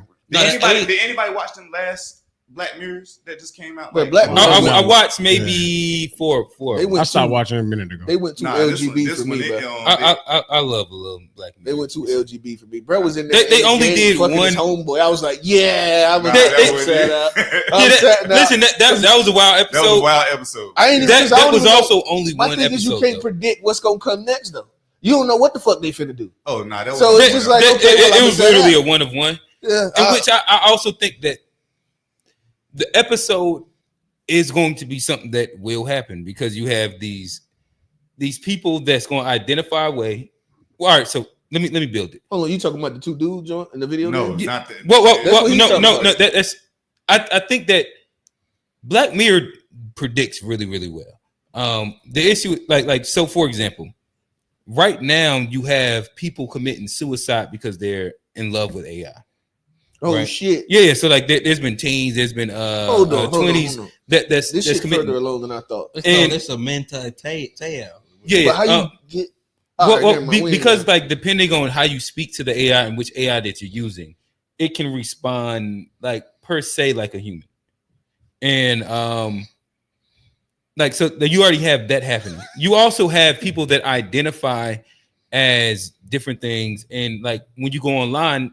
We already have catfish and shit like that. Yeah. But eventually you're going to have where like people are just going to completely create their own avatars online. If you go like Ready Player One, right? And there's no like confirmation that this person is a male or female, but eventually as we progress, more time and entertainment and like sensations are going to happen online. And that's kind of what that was predicting is the fact that eventually, like, so many sensations and interactions become faceless to where that you don't know who you're actually interacting with. And I think that people like us that touch grass aren't necessarily going to be susceptible to it, but there's already an incel culture that's growing that they can fuck around and fall in love with a person that they don't know who that person is. But like, people can't tell when they talking to AI. Oh, I can answer that question for you. Yeah. No. Well, I think that there's people that use AI to get their dates on dating apps. Or are they in denial? Because but people use AI on Bumble and whatchamacallit right now to get their dates. Yeah, but they do all the communicating. What's crazy? It's a show on Netflix It's a show on Netflix called The Circle, and I look at the show. That's another one too. It's a social experiment. Yeah. They had an AI on one of the seasons playing as one of the characters. Fuck. It wasn't even that long, but like the season before the last season, like season 6, they had a AI on there playing one of the characters, and nobody guessed that the AI was the AI. Everybody guessed everybody else. They was all blaming each other for being the AI. And nobody even suspected the AI being the AI. I thought that was crazy. Man, we go feed this thing until it's this, and it's crazy that like we're literally feeding the engine that is going to make our world crazy as fuck. It's loss of jobs, motherfucking the crazy shit with the online. The niggas can come up with the fake news broadcast with all kind of fake shit on them. Shout out Google VO3. Like we're about to be in a time that's crazy, and we're literally just feeding it because it's so convenient. Niggas just feeding that bit left and right. But I've been saying about like our data and like what we do with it and how responsible like motherfuckers got to be, because like the AIs are using like a core algorithm or amalgamation of all our. But the issue is that it's not regulation to it, and I mean, shout out. Well, it's not really a shout out, but shout out Trump. That nigga trying to push it 10 years, bro. With that's to me, that's one of the most important big beautiful bill. That's like, one of the most important things in that big beautiful bill to me. Yeah. If you don't regulate motherfucking AI for the hopefully the Senate, is it going to the Senate now? Hopefully they make sure they scrape take that part shit out of there. Yeah. But that no regulation for 10 years is a crazy piece. But to what you're saying, the issue is that like we all understand that what the issue is, we have no control of it though. Like it has to be done through regulation, because if not, like the Elons and the Bezos and all these people, they're gonna go crazy. Like they already have like their own vision of what they want and what you're trying to use it for. So you don't think that people can influence that? So like when, and this is something that I do. This. I try not to legislation. I try not to self check out like. Those type of, I try to make those kinds of, even though I know I'm just one person and I'm not going to. I think you don't go through self checkout. Yeah, I don't fuck with the self checkouts unless it's like some emergency shit. AI. If it's some emergency shit, I try to, man. Like I say, y'all know I'm just one of them guys. Like I understand what you're saying. The issue is capitalism, and as easy as it becomes, it's going to become like not even a necessity. Like it's not going to be an option. Like. I understand. So like, if we had like like people can actually dictate the way they go about doing this shit. I don't think that like our actions can really move the needle as much as like if it's legislated that you have to have X amount of like. So you don't believe that? Well, this is the thing. It's almost like a financial protest, right? You remember y'all just had the drone as like, do protests work in America anymore? Is there any need really, you know what I mean, any need for us to keep protesting in that way? And a lot of people were on the side of saying that it's just not, you know what I mean, it's kind of over with. So you don't think that like, but y'all did say like financial protests are something that could work, but we had to do it at mass. So like, and I agree with that. Like a financial protest could work at mass, but you're gonna have to do it for an extended period of time. Like Johnny's talking about. Mike. God damn it. It's bad, but like going to what you're saying, I think that it is one of two things that will happen, right? Could it happen? I mean, could it work? Yes.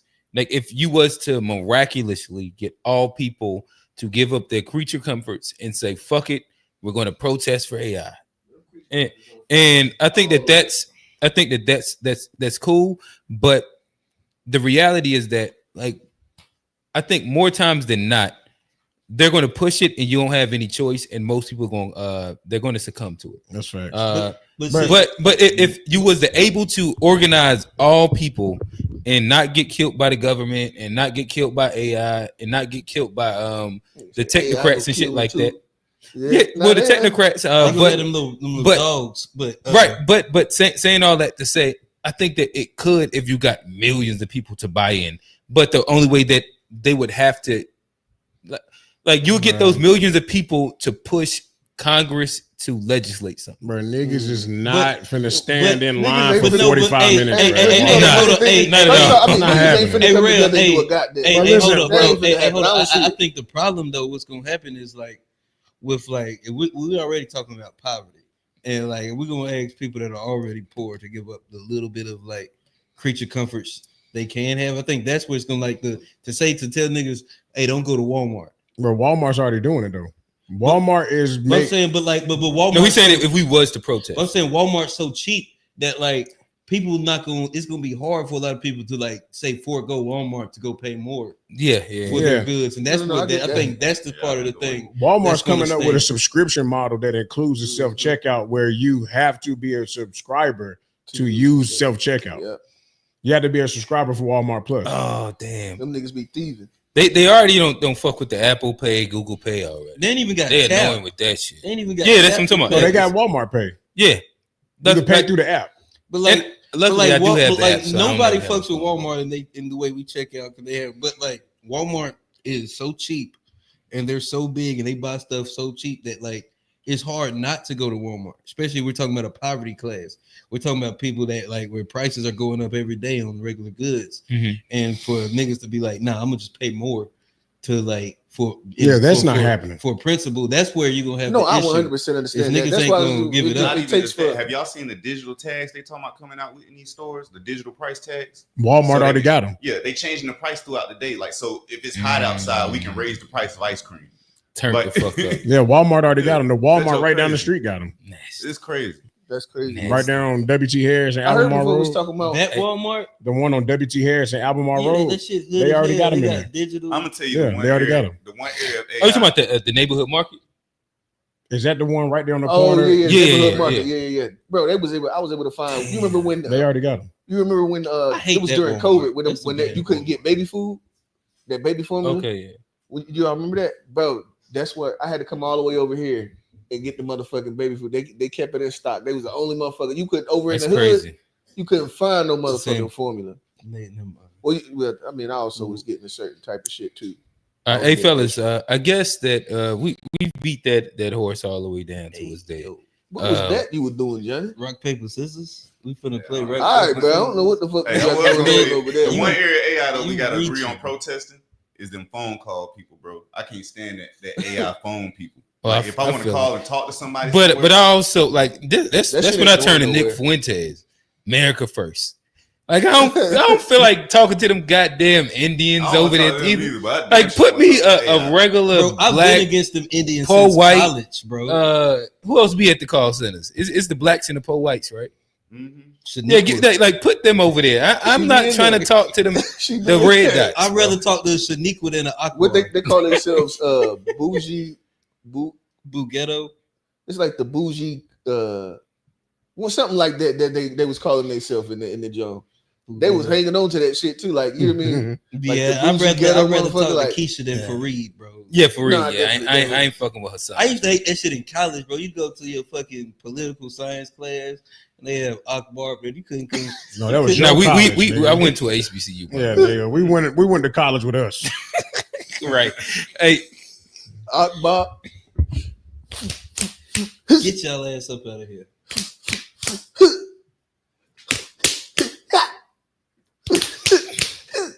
Get y'all. God damn it! Oh, it's a psychological game, Joe. He said that every week. It's a psychological thing. What is it when you lose, Johnny? I don't be in the right. You got psyched out, bro. Oh, your mind don't be right. Okay. But I'll go last. You welcome. I'm gonna make Rail go first. Yeah, you see how you got to word it like that. Tone, I'll let you go third and Q be second. Why you couldn't let me go first? No, you gotta go. You gotta go first. All right, let me see what I got. Well, I just got somebody just sent one in just now, and told me they wanted me to play it. So I'm gonna we'll start there. That last one that I just sent in. Okay. I don't know what it is, but.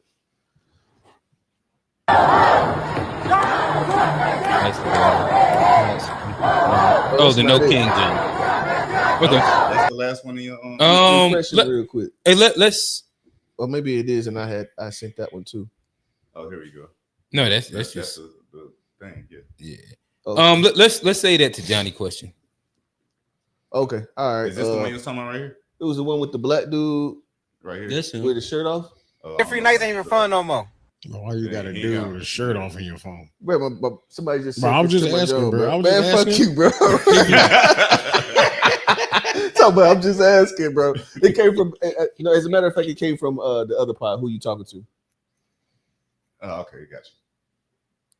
The 3 in the USA where only black people live in. Number 3, East St. Louis, Illinois. With more than 98% of its 18,469 residents identifying as black, East St. Louis is one of the country's most culturally rich cities. The city has produced more Olympic athletes per capita than any other city in America, over 20 medalists in total. East St. Louis's music legacy is legendary, being the birthplace of jazz legends like Miles Davis. The city's annual Black Arts Festival draws visitors from across the Midwest, celebrating art, music, and culture every summer. Number 2, Glenarden, Maryland. Over 99% of Glenarden's 6,400 residents identify as black, and the city has one of the highest rates of black homeownership in the U.S. Glenarden's median household income is higher than the national average, and it's recognized for having a fully black-run local government. The city is known for its thriving black-owned businesses and hosts a massive annual Juneteenth parade that attracts over 30,000 visitors. In 2024, Glenarden was ranked among the top 10 most family-friendly suburbs in Maryland. Number 1, Mound Bayou, Mississippi. Nearly 100% of Mound Bayou's 1,400 residents are black, making it the most historically significant black city in America. The city was fully self-governed, with its own hospital and bank run by black professionals. Mound Bayou once achieved a 100% high school graduation rate and is known for a strong tradition of black leadership and community pride. In 2025, the city celebrates its unique culture with the largest Black Heritage Festival in Mississippi. The 3 cities in the USA where only black... Jump out there and say, I don't like the way that AI was performed to pronounce black. They did it like BLA was very strong in there. It's almost like how I say white. It was like black. They said it like Trump said. Yeah, it was also crazy. Like it took me a second, and it's funny because QJ was he was telling me earlier, it's like the AI is getting like so crazy, like they're doing the dances and shit like that on TikTok, and it becomes like really hard to tell. It took probably like 5 to 7 slides, and I was like, oh shit, this is AI. All this shit is AI. Yeah. Once you start like paying attention, any of those videos, I just assume they're Did AI. you know it was AI? I haven't seen it. That was the first time I saw it. Oh. Yeah, they just sent this to me while I was sitting here. Cause they be like, I be watching like they even making the AIs even in like I watched like the managed strip, like the little aquatic shit, but they'll put AI. What'd you say? It's like a micro. It's a like a animal that you can put a Cermanic strip. No, a managed shrimp. Okay. But like it's an exotic animal that people have in fish tanks, but they be making AI videos, and so I've been like watching these videos. And I was probably 4 or 5 videos in before I realized, damn, this shit ain't even like real. Like they just making this shit look way cooler than it actually is. And but like, why the fuck would you make that in AI? Like them shits do break tanks though. Oh, you know what it is. Yeah, mantis shrimp, they break tanks where you got to put them in acrylic tanks. Yeah, but like they had fake videos of this shit. Like I don't know how much it was fake, but I looked in the comments and they were like, oh, that's AI. But I had no clue. And then I'm like, damn, I can't trust nothing. Because it's like some of it's really hard to tell the difference, right? Unless you like really know what you're looking for. But if you just like a third party observer just watching some shit, if you're not an expert, you might not even know what's real and what's fake. Because it's getting crazy out here. That's all I had. We got you, Johnny. Oh, I played this one on our show yesterday. Scroll up, go to the I think the black lady with the locks, light skin. Keep going. Y'all might not get this joke, but I thought this was hilarious. Yes. I love when people think that I'm stupid, because tell me why I'm at the mechanic shop and he talking about I need a Cadillac converter, but I drive a Jeep. Make it make sense. Think I'm stupid. Ladies, when y'all going down to the mechanic shop, take somebody with y'all. Oh shit! Your brother, your uncle, your daddy, your boyfriend, somebody. Stop going to that's why you gotta raise. Hey, Tone, play about cars. No, I ain't going to that. Hey, we play that in a second. Services we don't even need. You can play it off. Outrageous prices. I just want to look at her because I don't understand. Make it make sense. A Cadillac converter. I don't even have a Cadillac. I love when people think that I'm stupid, because tell me why I'm at the mechanic shop and he talking about I need a Cadillac converter, but I drive a Jeep. I might know that person. Make it make sense. Think I'm stupid. Let me see if ladies, when y'all going down to the stop her, bro. All right, that shit was hilarious to me. I know y'all probably didn't think you gotta teach your daughter with a catalytic.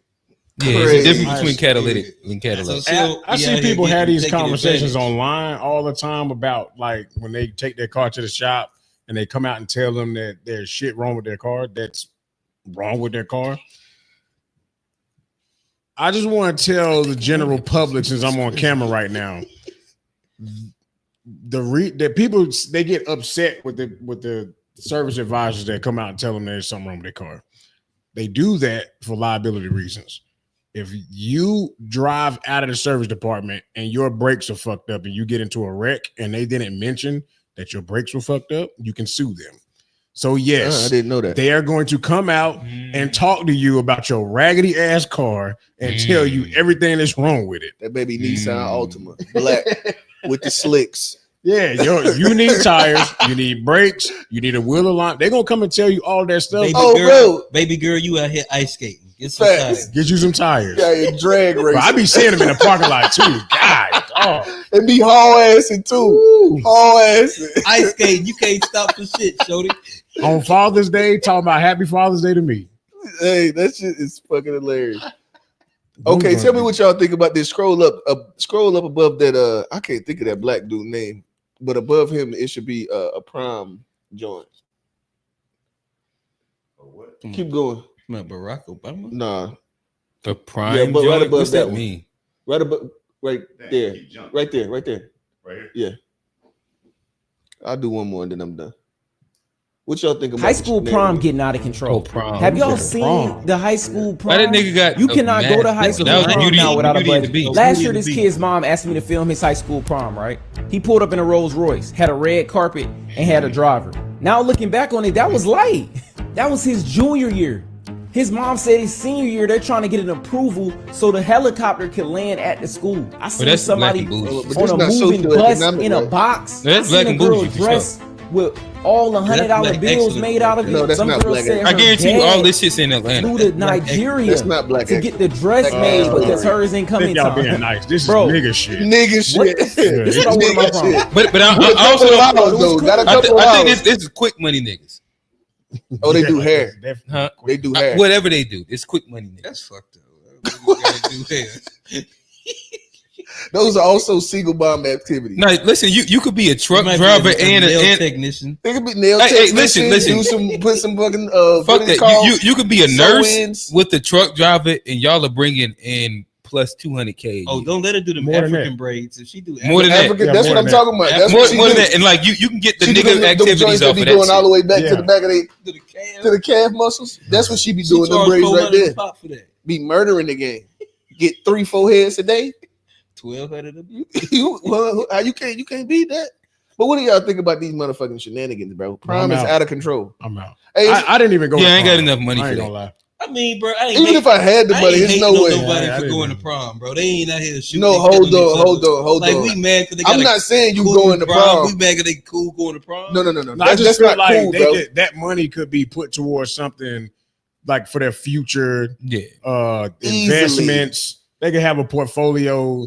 They can have just a whole list of shit we could think of that they could be having outside of a helicopter flying in the prom. Like my thing is, your baby should already have trade lines, motherfucking. You know what I mean? 800 credit score, motherfucking all kind of shit. So what's too much to spend on prom, bro? Like there's a dollar amount that's okay. This is over the line. Hold on. So you saying just get a tux, exactly, bro, and a fucking car, bro, like in a regular car.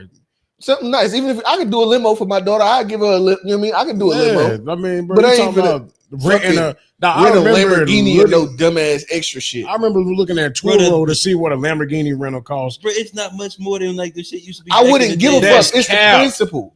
Versus a limo back in the day to get like a rental for one day. Wait, I didn't go to prom, but I wasn't going. So Johnny, was you at a high school where people pulled up in limos?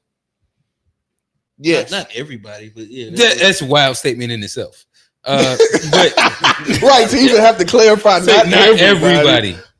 Like I knew if I didn't go to prom, but if I went to prom, I was not pulling up in a limo. That wasn't even like inside the idea and the framing of my mindset. Hey, that nigga can't even get away from the privilege. Yeah, he's so privileged, it just seep out accidentally every now and then. Just seep out. How am I privileged? I didn't have a limo date. No. Them niggas. Like, we just saying that you came up with a like to say not everybody. Limo, he just don't want y'all to know that. Probably. And he had a pool in the backyard. He rented that Lamborghini that he talked about. That's why he got them going so hard about Johnny it. went in a Hummer, bro. You seem like the type who the H2 was it the one or the two? That time too, that was the Hummer. Bro, no, I went in the Hyundai Elantra. I drove that bitch. It was yours. Yeah. Bro, to go rent a Rolls Royce for okay, day, I mean, hey. You talking probably like 2 bands. I ain't interested. I'm definitely not. I love but for one, you got to rent that shit for 2 days. You ain't getting it, my boy. I feel the same way. You got to rent it for 2 days because you're gonna crack midnight. That's a 2-day rental. Oh yeah. Oh man, I didn't have a rental, so I wasn't that privileged. So no, I'm just telling you. You said it ain't that bad. I ain't hating on the niggas that did either. It's not even hating. It's stupid as fuck. Yes, this is not hating. You're not telling me they spent the same amount on a limo rental as these niggas is spending on fucking Rolls Royces and Lamborghinis. It's not the same. You seen the one joint? The chick had a dress with $100. It was like literally $100 bill. It was a $100 bill dress. So it was just $100 bills all over the motherfucker. I hope that was motion picture money, bro. Because I'm like, that's hey, bro, she getting robbed if she went to school in our era. No, yeah. She definitely getting hit over the head. You're gonna be in one of them. What's the undercoat? The corset joint. You're gonna be in there for the rest of the night. She getting stuck up. No, I dig it. All right, so I guess Tone, I'll hop in next. All right, yours is in.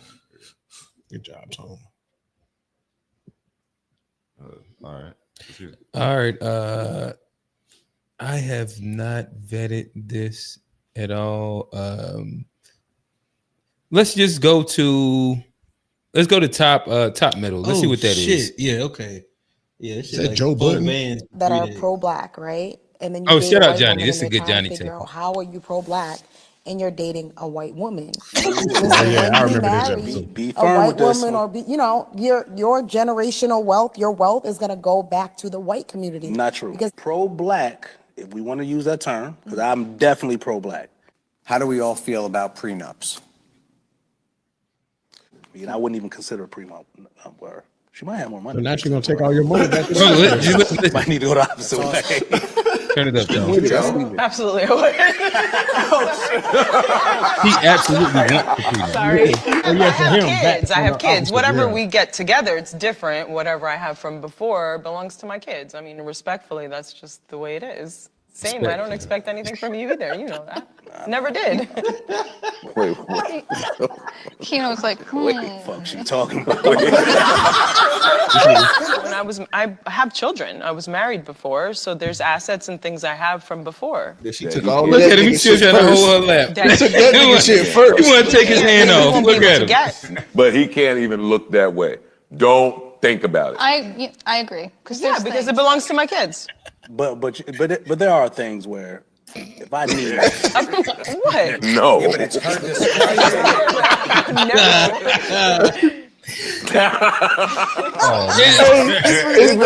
He finding it out for the first time right there. I tell you this, anything I got, she would have to handle. She would have to handle because I think she would what? If something happened to me, anything I got, she would have to handle because I would trust her to make sure my kids. So you made her your executor? I would. I didn't say yet. No. You said. I said apparently. I don't fucking know. Apparently we're getting one. They're gonna talk about that shit in the car. A lot of men that are pro-black, right? Oh yeah, that's it. Dang, bro, that's terrible. Johnny, I'd love to get your POV first. They started off with the interracial shit. You see how white women do black men? Talk to us. Oh, what? I ain't signing no prenup. You know, Johnny the expert, bro. I ain't signing no prenup. Oh, you wouldn't sign a prenup? Not if she had more quarters than me. Like, but if you had more money, going after her bread, then. I mean, she gotta put it on the table. If I'm willing to like put mine on the table, like, what about y'all both? What if she's more up than you are? I mean, first of all, I don't if she wants the prenup, you gonna give it to her? I don't know, bro. What I don't why I have. I'm pro. Bro, it's a yes or no question. Would she want me to sign it? Would you sign it? Yes. Probably, yeah. Like, okay. I probably would sign the prenup. Like, I ain't gonna trip on it that bad. Like, why would you trip on it? I say I'm not. You said that bad. I said that means you tripping just a little bit. Yeah, like, I ain't gonna trip on it. But like, my boy got put in a tricky situation because he thought like, no, he didn't. He thought it was cool, and then like. Yeah, she put the Uno reverse card down. Yeah, well, see that I'd have to have that conversation. That's when like talking good for the camera go wrong. Yeah, bro, that's that was a fact. And then he was still trying to be supportive, like just say you do it. Like I'm rubbing that. Yeah, I'm gonna keep my hand in. She'll agree with me. And she looked like she was a cold weather white. Like she was not fucking with that. She wasn't giving bro nothing. Nah, she wouldn't even go to his live. Be like, yeah, I'll do it on camera. Just lie for the camera. You ain't gotta really do it.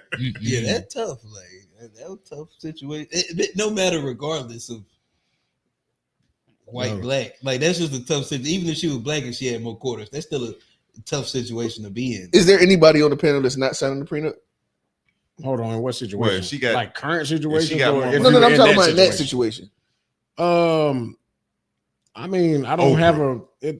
It's Oprah. You signing a prenup? No, I would sign a prenup. I would sign it. I mean, I would sign it. Why would it's so funny? It's so funny that like it's an easy one for us, but if you on the other side, real, how much money? I wouldn't say that. Like how much money does she got? It don't matter to me. It don't matter. She got Oprah money. I might put up a little bit of a fight. Nah, bro. All you got to do is just during the relationship, just make sure you get your coins together in the relationship. And I'm about to say, like, as long as y'all grow during the relationship, you don't get that. If y'all are making money together, make sure your name is on the paperwork so you still continue. But anything after the prenup, you're gonna be good, bro. If she's already up, stop trying to steal that she's woman. Definitely gonna help you. Get up. You don't need what she had before. Just get what she had after. This nigga trying to take the ex-husband's money and Johnny shit. over here operating like a he trying to bitter come bee. up off of brush shit. Yeah. I'm just saying, like, What you saying? You want his money too? No, I just want my fair share because I've been what did they yours though? I've been putting in emotional support. Hey, that's crazy because it's the same nigga that stood on that died on the hill last time I was on this show talking about that he wouldn't be a house husband. Oh, yeah, shit. I wouldn't be a house husband either. Yeah, I wouldn't do that either. But if you're not gonna sign, if you gonna get the side of prenup, bro, or you not, if you got to at least be cleaning the house. Your roles is reverse, nigga. Well, I've had time to think about that. You better go in there.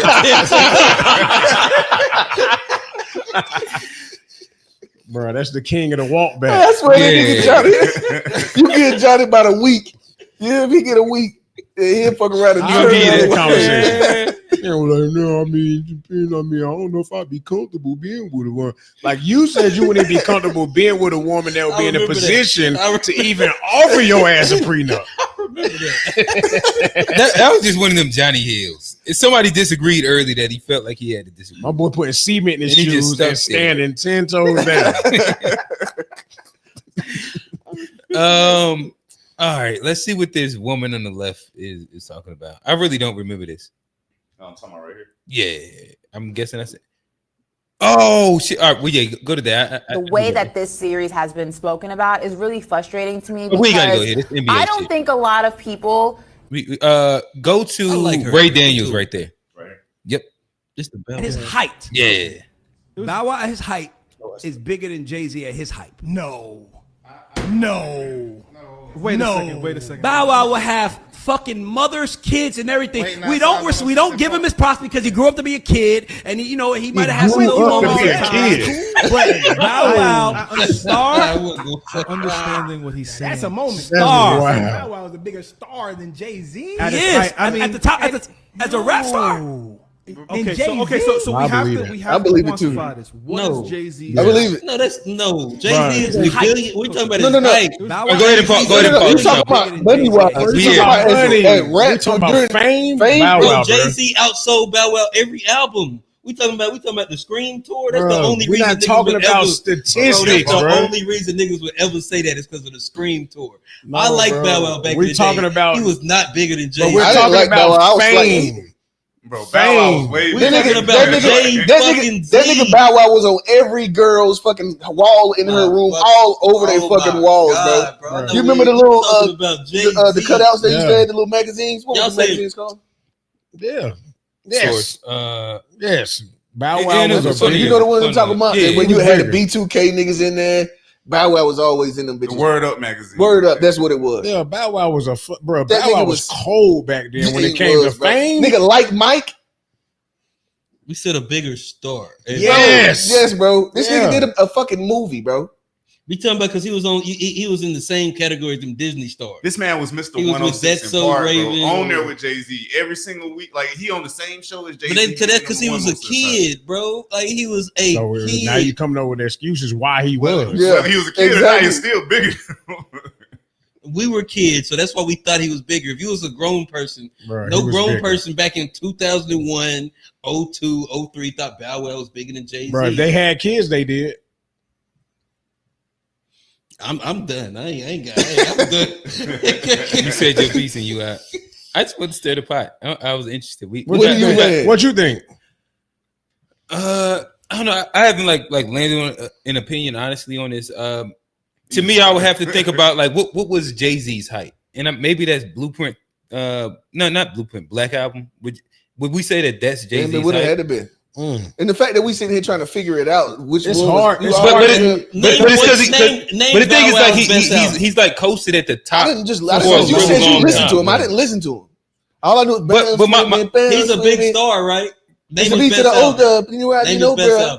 Huh? But we just talking about. I don't know any of the names of his albums, bro. We're talking about fame. Right, like to me, like I think that he's starting a really good conversation because I do think that one to give the flowers of Bow Wow. Bow Wow's run. Sure. Like I remember it was a time my cousin Misha, she'd fight a nigga if you said something wrong about Bow Wow. Bow Wow was changing the way niggas got their hair braided.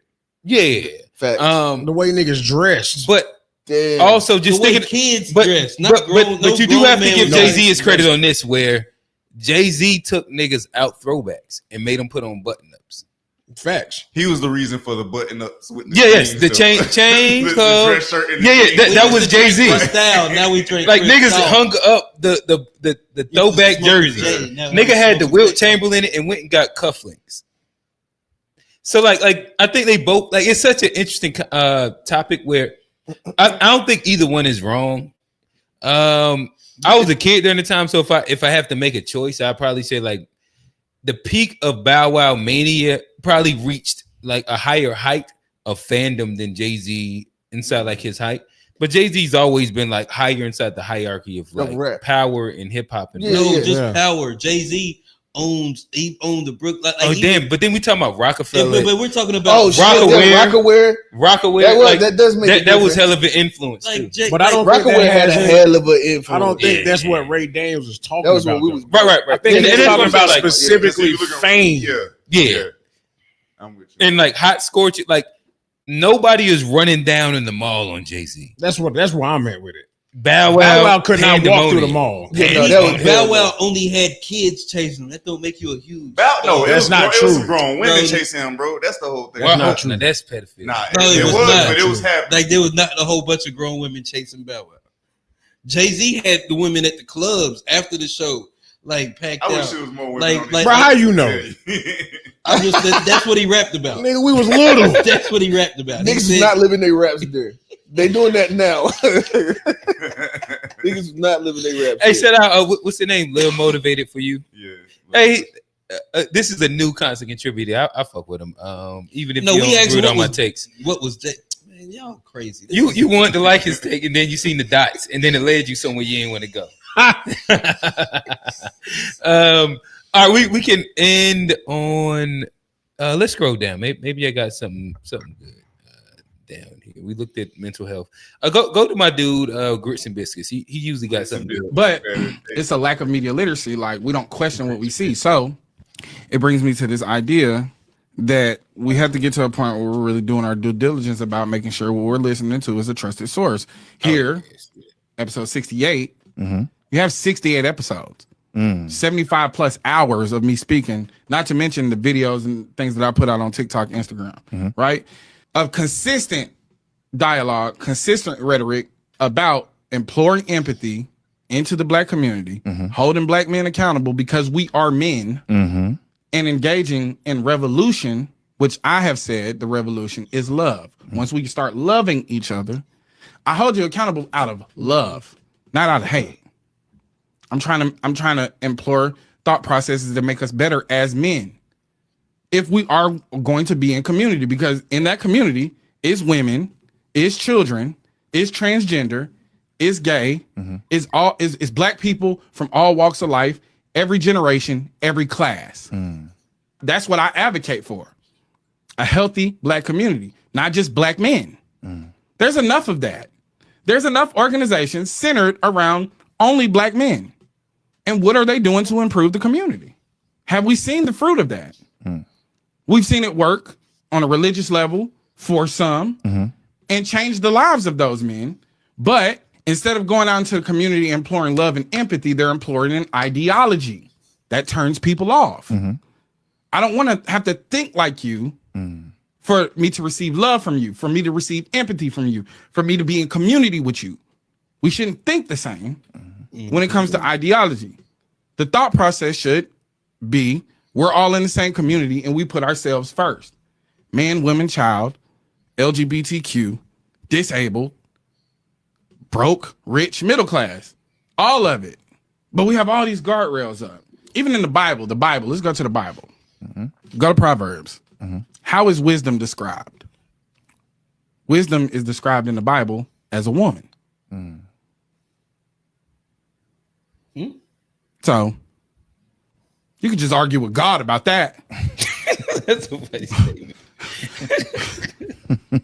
Hold God accountable. I understand being reluctant to media. I understand being reluctant to black media because we got things that we call media, which is really propaganda. Shade Room, Zeus Network, clear propaganda, clearly reinforcing harmful and negative stereotypes about black Americans specifically. But it's run by the Nigerians. Goddamn Nigerians. Goddamn scammers. Nigerian scammers always get us. God damn it. God damn it. They get us every time. The Nigerians got our number. Yeah. But it's a lack of media literacy. Like, we don't question what we see. So it brings me to this idea that we have to get to a point where we're really doing our due diligence about making sure what we're listening to is a trust. Okay. I fuck with him. I think that like his videos are always a story, and it's like hyper nuanced to like what he's specifically speaking about. Yeah, like what's your thoughts? No, I think I agree with what he's saying as far as like if we're talking about culture and we're talking about like socio-economics and who's to blame for the issues. He spoke about some of the things we spoke about, empathy and accountability. I think he spoke about it well as far as like us as black people, like the goal shouldn't ever to be an ideology, to be like a ideologically the same or like a group that has like the same thinking. That's not the thing. It's this thing that's called black that we all can look at each other and be like black, and we all know. And that should be the community. It should be that and love. And we should just love black people or love the people in our communities, regardless of how they think, regardless how they identify, socioeconomics, what they have. And I agree. Like, I think like you have to have an open mind as far as like in today's society, division is something that's always, it's divide and conquer. It's easier to keep us down if we're arguing with each other versus like if we all just all loving each other. And it's just one black community. It's a lot harder to hold us down when we're united versus us being divided. Yeah, I'd agree. But I still say I ain't going all the way. I think that's the answer. Like the answer is like, oh, love all of your people and blah blah blah blah blah. Yeah, but nigga shit get on my motherfucking nerves. So even though it's the answer, you still gonna hate niggas. Hey, at the end of the day, I'm gonna tell you. I'm just telling you, I'm not perfect. So it sounds good to get up here and say, "Oh yeah, you can just unity." And hey, at the end of the day, no, but I understand that. But Jeremy, I feel like my bad, real. He said that I hold them accountable out of love. It seems like something that you would never. That you would. But I was talking about what Johnny was just saying. Like Johnny, he had the right answer on paper. Like, it sounds good. You know what I mean? You know what I mean? But when you add the accountability, I hold you accountable out of love. I think that like we should leave. It's still love though. Like you can't get away from love. Like yeah, I understand. Well, I just wanted to make sure that we where I stood, we all had an understanding that I'm I ain't just going on this whole kumbaya shit. I'm with the accountability side of it. Y'all know that's how I ride it on everyone. Well, I'm saying, but accountability, like even with it's Father's Day, even with like a kid. Like when your kid do something bad, you hold them accountable, but you don't not love them in that moment. Oh, for sure. Like, but the accountability is for the betterment. Yeah, I'm agreeing with this part. As long as we add the accountability in there, I'm agreeing with everything. We're gonna agree with love. I'm agreeing aggressively. Yeah, go ahead. I'm done. I'm done. I mean, he didn't say anything wrong. I mean, on paper, and of course, we're supposed to love everyone despite their walk of life and what they choose to do. I think as Black people, I feel like we have to be very careful about putting our subsectors above the main one. I think we have a big problem with that, whether it be the LGBT or whatever the subsector is that you identify with. A lot of times you come to understand that you still Black, even in those sectors. So I think, you know, like I said, I agree with everything he said about just loving everybody equally, no matter their walk of life, but in ideology, yeah. But make sure that those people are also loving Black first. But I think that's the. You can go ahead. Just to be sure, he said he was talking about a bunch of organizations that were like. I'm assuming when he said that when they were feeding ideology, it sounded like he was talking more like red pill shit. What organizations is he talking about? I feel like I had seen like maybe I watched the video or maybe seen this whole Black thing. Men? Yeah, it seemed like that's what he was saying. It was like a Black I think movement. You see a lot of Black women with joints. They got a lot of empowering I think he was just joints. talking about the discussion because there has been discussion even in like he called the organization from. That's why I asked specifically what. Yeah, I think that if I remember, I'm trying to remember, but like NBA is that where we're gonna go that broad? No. Like you can go like if you go college, you got 100 Black men, but you have like mad fraternities and shit like that. Okay. Like you have like the Moors and shit like that. Like there's a bunch of like Black male organizations in that specifically. Hebrew Israelites. Usually you gonna see that. Israelites. Yeah. Okay, that's why I wanted to ask. I mean, the thing is, bro, I ask questions and I be asking like honest questions. I guess maybe I say it aggressively, so it's like maybe people. Well, I ain't taking it like aggressively. I don't think Kofi in the comments. We good. Oh, okay, my bad. All right, yeah, we Kofi good. Ain't in there. I can't see. I had to make sure. Yeah, we good. I can't see. But I think that's the issue, and that's what we're even talking about when he mentions like all of these groups. He's not saying there's nothing wrong with being like anything, but like you can still be that, but don't, like Jeff said, don't hold it above the Blackness, because the Blackness above is the one thing that like is consistent amongst. I think that's what happens, and we get spread too thin. Yeah, but like we have to always remember, even within the groups, you can be Black LGBT, you can be Black conservative, Black MAGA, Black Antifa. Whoa. You could be Black MAGA. We get accused of that all the time. Whoa. But what about Black FBA? Oh, that just be FBA. The B is the Black. But okay. Like we could be whatever, but like you can't put it. I'm all good with some Black MAGAs getting beat up just some time or two. Just damn, for real. Nah, I don't want niggas. I don't want niggas because they have a different ideology. Well, sometimes you just got to reboot the computer. You smack your computer around to reboot it, don't you? That don't work though. Sometimes it does. That motherfucking fan will kick back on. You do that shit. We had Windows 95, bro. You can't do that shit in today's. You can't do that with a MacBook. The blaggers smacking a MacBook ain't never made it work. Yeah, to me, I have to sit down with them and hear like whatever their POV is. But regardless, you can't put it over being Black. And like, the moment it becomes over being Black is the moment where it's counterproductive to like this thing that we got going on as like people. So like you can all have your subgroups, but it has to stay a subgroup. And the main thing got to be the main thing. And it's really easy to tell. So you shouldn't marry a white woman. They got to do with the subgroup, bro. Because you're doing it for the community. I said subgroups, bro. I'm trying to like wash away. Like I'm trying to take white our lineage. Yeah. You trying to wash away our lineage? That's crazy. I'm trying to wash away their lineage. It's gonna be an FBA baby, regardless. No, it would be. It would be. I asked this question. It would be an FBA baby. Oh, I think that like the loose rules that they have. It'd be. So I'm doing this for FBA. So you are gonna do it. You could be 1/18th and you FBA baby. So this is for the culture, bro. Oh, okay. I was just Hey, shout out to like them Rock Hill boys have a specific affinity for a need to marry, fuck, and have babies. Oh, now you're with talking white about women. one Rock Hill boy. I just so happened to stumble across something. Now they grew up. Oh, you just so happened. Yeah, and like Rock Hill was prior to her, have you ever like dated and talked to any Caucasian ladies? I've done. Tell her goddamn lie, Johnny. Tell her. You said you have done other things, but dated and serious, nah. Oh, so this is your first series, but you've like. I shouldn't even say that. But okay, there you go. Oh wow, boy. Johnny fact checking himself in real time. Y'all seen that? What'd you say about rebooting the computer? Yeah, that nigga hit the refresh real quick and said, "This is not correct." We still grew up segregated. They grew up integrated. Yeah, you was an integrated bull.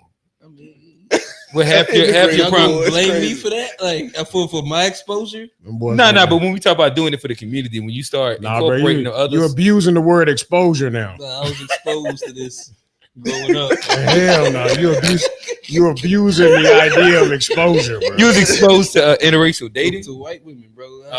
They was in kindergarten, and that boy aggressive. What y'all want me to do? I just saw marry a black woman. Mm-hmm. You ain't got to though, Johnny. It's a joke. You ain't got to. I'm not. Hey, hold on. I'm not. I ain't engaged to nothing. Like what y'all know we make jokes. What are we talking about? We make Johnny jokes P so Johnny about Johnny the whole white. P We don't have anything against whatever decision he wants. Yeah, whatever Johnny does. It doesn't matter to us. And for the record, Johnny P is not engaged. So like, I'm not. But he loved them white women. I ain't better get married to. Who said you was engaged? Are you thinking about Y'all being said engaged? married. Like I ain't gonna marry. No, you said married. Would you think about marrying a white woman? I think about marrying somebody I love. So yes, Johnny was exposed to them. Johnny, just tell him even if she was green, right? Yeah, she could have been. She could be orange. That's what you gotta do. That's how you gotta say it, bro. If she was purple, yeah, that's how you gotta say it to make it all make sense. What is color, bro? It's you don't see it, bro. Yeah, hey, according to Steve, you hooked on pink toes. well, Jeff. Shout out Steve. Steve the homie. That's what Steve said. Not me, bro. Steve, it's all pink on the inside. Them pink toes. That's a fact. We got people, mama listening. Exactly, bro. This is turned graphic. Yeah. Shout out Johnny. Hey Johnny, listen, we will not disown you from the black community unless you start like the bootlick behavior. But if you need your white woman to make sure that you fight for your revolutionary rights, that you would also need, I think usually for like your revolutionary actions and rights, you need us to also join it. Never mind. We'll get back to an unpacked conversation a little bit later. Was so loaded. But if you watch Unpacked, you know where I was heading. But I'm gonna leave it as and that's the funny part. Like the people that continue to watch over and over, you kind of get the jokes in a different way. That's the funny thing about it. The jokes are generally loaded, and it's always like a callback to some shit. Yeah, that shit. Hey, shout out Chuck. He say, "Black Queens forever, Snow Bunnies never." How you feel about that, Johnny? How you feel about that, Johnny? Stupid. I think that's a great statement. When it applies, yeah, I'm about it. Who's next? What would Farrakhan do? Right. Yeah, what would Farrakhan do? All right, the graphic designer in me like this one. Gucci's Buzz Lightyear's body. Trap story. We're gonna put him in a Lakers jersey, reverse dunk in a brick, Wilt Chamberlain. That hand trying to block him, that's Jeezy. He's that's a Gucci, Gucci Wonka coat, but instead of candy, it's just gonna be bricks everywhere. Gucci gone bonkers. You heard of the blueprint? Well, this is the Burr print. Okay, so we're gonna put Gucci on a podium in front of the White House. Barack Obama. Get it? Burr. I'm thinking medieval times. Shield, sword, Gucci armor, Gucci the Great. Gucci's face, Buzz Lightyear's body. Traps. Yeah, shout out to the mixtape era covers, especially Gucci's like that. Yeah, that was pretty dope later. Let's see. I'm gonna go to this one next. How if McDonald's is serving an all beef patty? Oh, I saw this. How can 30% of it be soy? All beef patty special Never sauce. mind. Damn, that's like I'm looking in the thing now. People saying he lying, so I don't even want to show that one. Okay. I don't even want to look. Research say that millennials are the most educated, worst paid, least financially stable generation in history. I could have told you that because I know I'm sitting up here full of knowledge and wisdom. And I got to make big financial life decisions every day. Like, should I get this $20 worth of gas or should I go over to Chick-fil-A and get that chicken bacon club sandwich meal? I can't do both though. Like a lot of the millennials, we thought entrepreneurship was cool. Who told us that was cool? We used to be hollering no days off, no sleep. If you sleep, you ain't working. I don't don't hear all that no more. You got to get sleep. Half these younger kids, that's all they do is sleep. And they making money in they sleep. The younger generation know how to make money from just playing the video game. Our big dumbasses used to sit up and play NBA Live and Crash Bandicoot until 6 in the morning for free. We did a lot of what our parents thought was good for us. We want to make our parents proud. The younger ones, they don't give a damn what their parents think. The only thing with their younger generation, mentally a screw or two miss. Lots of anxiety and socially awkwardness. And see, we played a lot outside. We enjoyed our childhood. I really wouldn't change none of that. We lived through the best time. And out of all the struggle we've been through, a lot of us still look good. Research say that millennials are the most educated. Oh, yeah. Well, we was having that conversation. Yep, I was just about to say that. I was going to throw the alley for y'all to continue it. Oh, nah, go ahead. Oh, well, my original statement was that our generation has never had a problem finding the information and applying it. The generation directly behind us can be seen as lazy, and they struggle to find the information and apply it. And then the younger generation, like the 20 and below, find all the information and run off with it. You know, like they start lemonade stands. They make beats, which is what's happening upstairs right now, and make money off of them. They find different ways to make money, and they don't come to us for the plug or the play. They just go figure it out, whether they use YouTube. You know, we came in on the very forefront of YouTube before it became very informational. You know? Right. And that's what I was wondering where you was going to get, where, you know what I mean? The kind of the reasoning behind it. Because you could clearly see like the entrepreneurship, COVID impacted entrepreneurship in a way that's been different than anything we've seen. Yeah. So I think a lot of it is the kids that are coming up being raised by us are being raised to go find the information because we had to, you know, and then apply. But I think the information is like, as time goes on, it becomes much more readily available, filtered, but it becomes more easily digestible. Also, where like we didn't have YouTube, like we had to go and like get the information and then try to translate it and find the way where it made. When now, like you was even saying, like a lot of the kids can just like go on YouTube and type the shit into YouTube. But I don't think our generation had the issue with the information. We still had it. Like once we found it, it was still like a translation of it, because like I think we were smart enough to digest it, which is what he's saying in the video. He's saying we're the smartest generation. Like we could find, like we still had to go to the library and pull encyclopedias and stuff because we were on the front end of the internet too. But things were so easy for the generation right behind us to where a lot of times they struggle with that whole idea of the world isn't going to just be handed and laid in my lap. But I think when you start looking into the generation that we're raising, which that's why I said like the 20 and below, because like I said, it's people that we went to high school with that have high school graduates now. You know, when you start looking at that, let's say 20 to 10-year-old gap, they will literally come and say, I need this, and that because I want to bake something and go out on the corner and sell it. Or I want to make bracelets. And like I've seen my daughter and her friends chase cars down in the neighborhood trying to sell them little stuff right off the street. You know, a lot of the kids in the generation right behind us didn't do that. Like we cut grass, we rake leaves for our neighbors and pull trash up and stuff like that to make money. And then a lot of that went away in the neighborhood. Yes. And then it seems like our kids are getting back to it. My nephew was renting out shoes. I was like renting out shoes to kids, and so I'm like, that's crazy. Yeah, niggas was like cleaning. That's really shoes. smart. Yeah. That's really smart. Like, yeah, he cold. Yeah, he niggas was cleaning shoes. I remember a nigga was like customizing shoes. I don't remember he was renting out shoes. That's crazy. That's smart. I'd never thought of that. Yeah, that's cold. What, like J's and shit? Like if you need to go out, like imagine 25 to rent out these fresh new J's for the fit. But I imagine, whether you about to take pictures or you got a date or something like that. But if you're doing 25, you might only get 3 rents out before they not fresh anymore.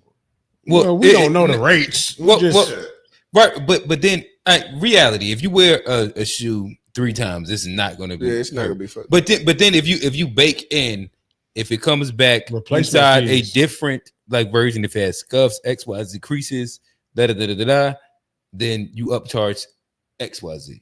Like I'm sure that you can make it to where it makes sense. It's the same way Turo does.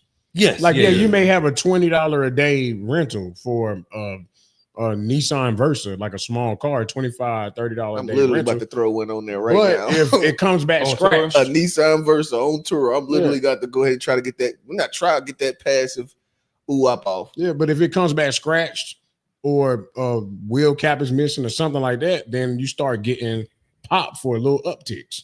Sure. If it comes back dirty, if it comes back with a lot of shit on the inside, they charge you for that. They charge you a detail fee. I guess it could work. No, I guess I ain't trying to be no hater. Man, you sound like, I ain't gonna say his name. Hold on. Damn. Just ask the question, bro. Johnny, I think it's on you now, right? Yeah, no, don't pull. Hey, yo. Can I have my memes brought to the forefront?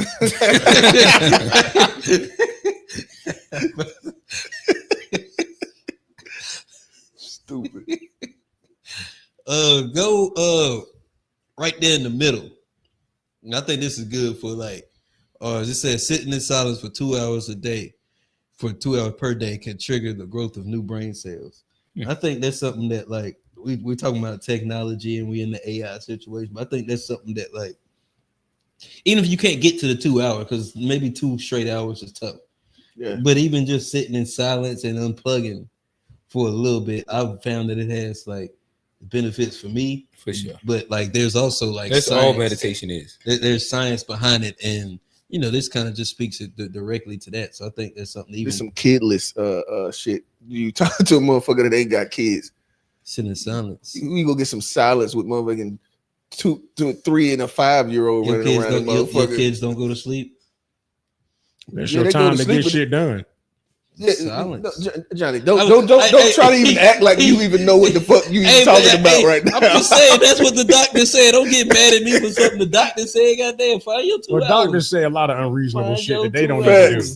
Well, then that's why y'all niggas ain't warrior class. I ain't trying to be warrior class. Just making sure Jeff said that you're updated on terminology. Johnny, he the 35 and up. No, it's 30 plus. Oh, 30. Oh, my bad. I don't want to call your age out. 30 plus and up.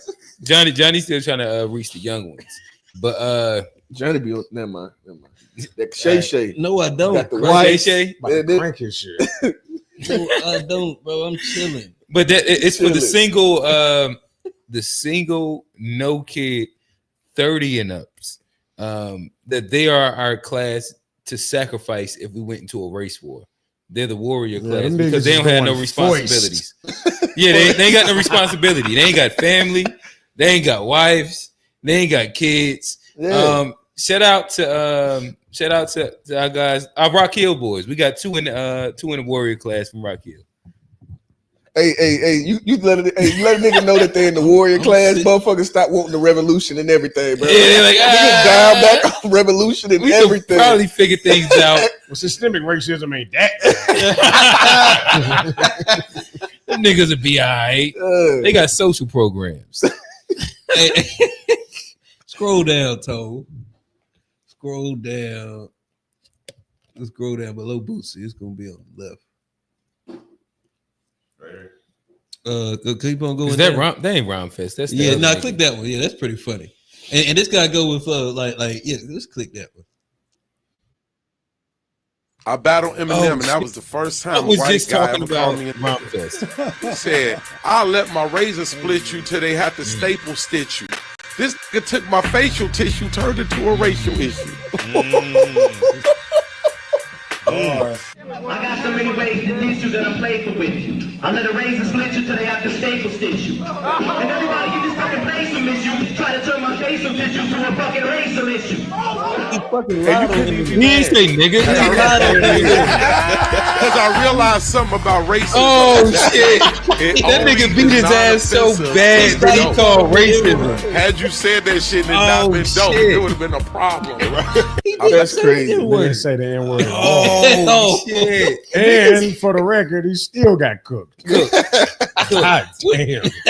You see what happened around Fest? That's why I don't listen to the nigga. I'm trying to tell me to listen to that nigga with a list. Got cooked so bad. Fuck him. Nah, let me stop. He got cooked so bad he thought he got called the N-word. Nah, that is wild. And then, I don't care if you wrote Kanye raps. And then go down a little bit below that, and then that'll be my last one. Okay. Which this is good for the summertime. I'm clapping back. What do you say? Ron Fest is his favorite rapper.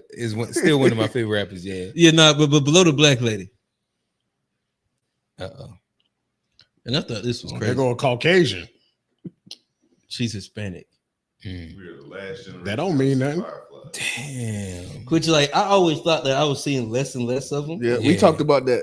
I mean, we had that conversation about that. But it's an actual thing. They're like, the numbers are like decreasing, and it comes with like insecticide, with deforestation and a lot of stuff. But that shit was a time. There was a time. But that's a sad thing of like our reality. Like right now, you would have seen them fireflies in the. They'd be outside, bro. We saw some the other night. We was at the park.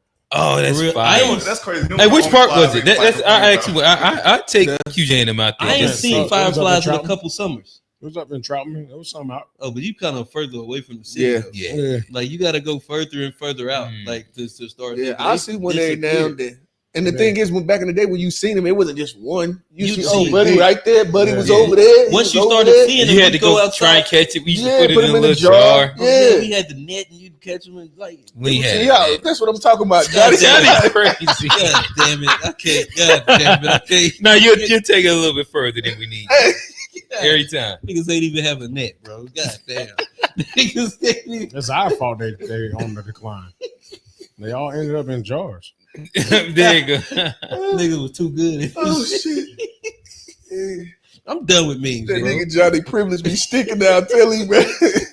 Cause I had a fucking net to catch fireflies. Who bought it, Johnny? My mama.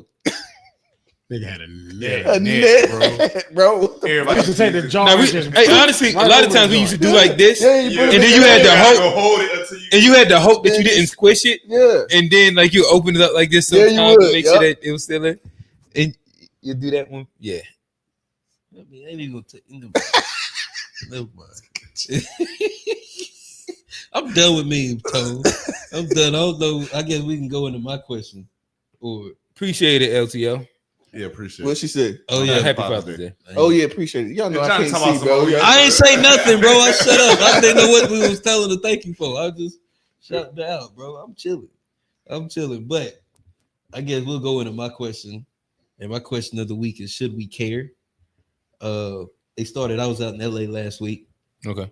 The riots popped off, the raids, and it comes down to like I've seen a couple discussions about like how will this affect Black people, like the raids and how they're going about doing some of these raids. And I've personally been struggling to care about the issue. I know it's affecting people and stuff, but like, is this our fight? Should we care? Is there a possibility that the tactics used against these people may turn against us? And yeah, that's where I'm at. Should we care about the riots, and is there something that we should I ain't saying go out there and fight for it, but should we even like care? I don't think it's any of our business until it becomes our business. No, that's fair.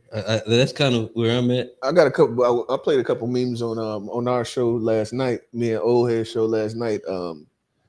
There's a lot of honest Hispanics out there, pretty much talking about the fact that they ain't never really cared too much for us. They think about us the same way the rest of the immigrant population think. You know what I mean? The lazy, all of that. Even they treat the darker skin of them versions of themselves worse and shit. So. You know what I mean? If they've never, and then even like I said, there's a lot to be when you like in my neighborhood, they're doing well around me. So there's a lot that we can learn from. But them motherfuckers ain't finna help your motherfucking ass.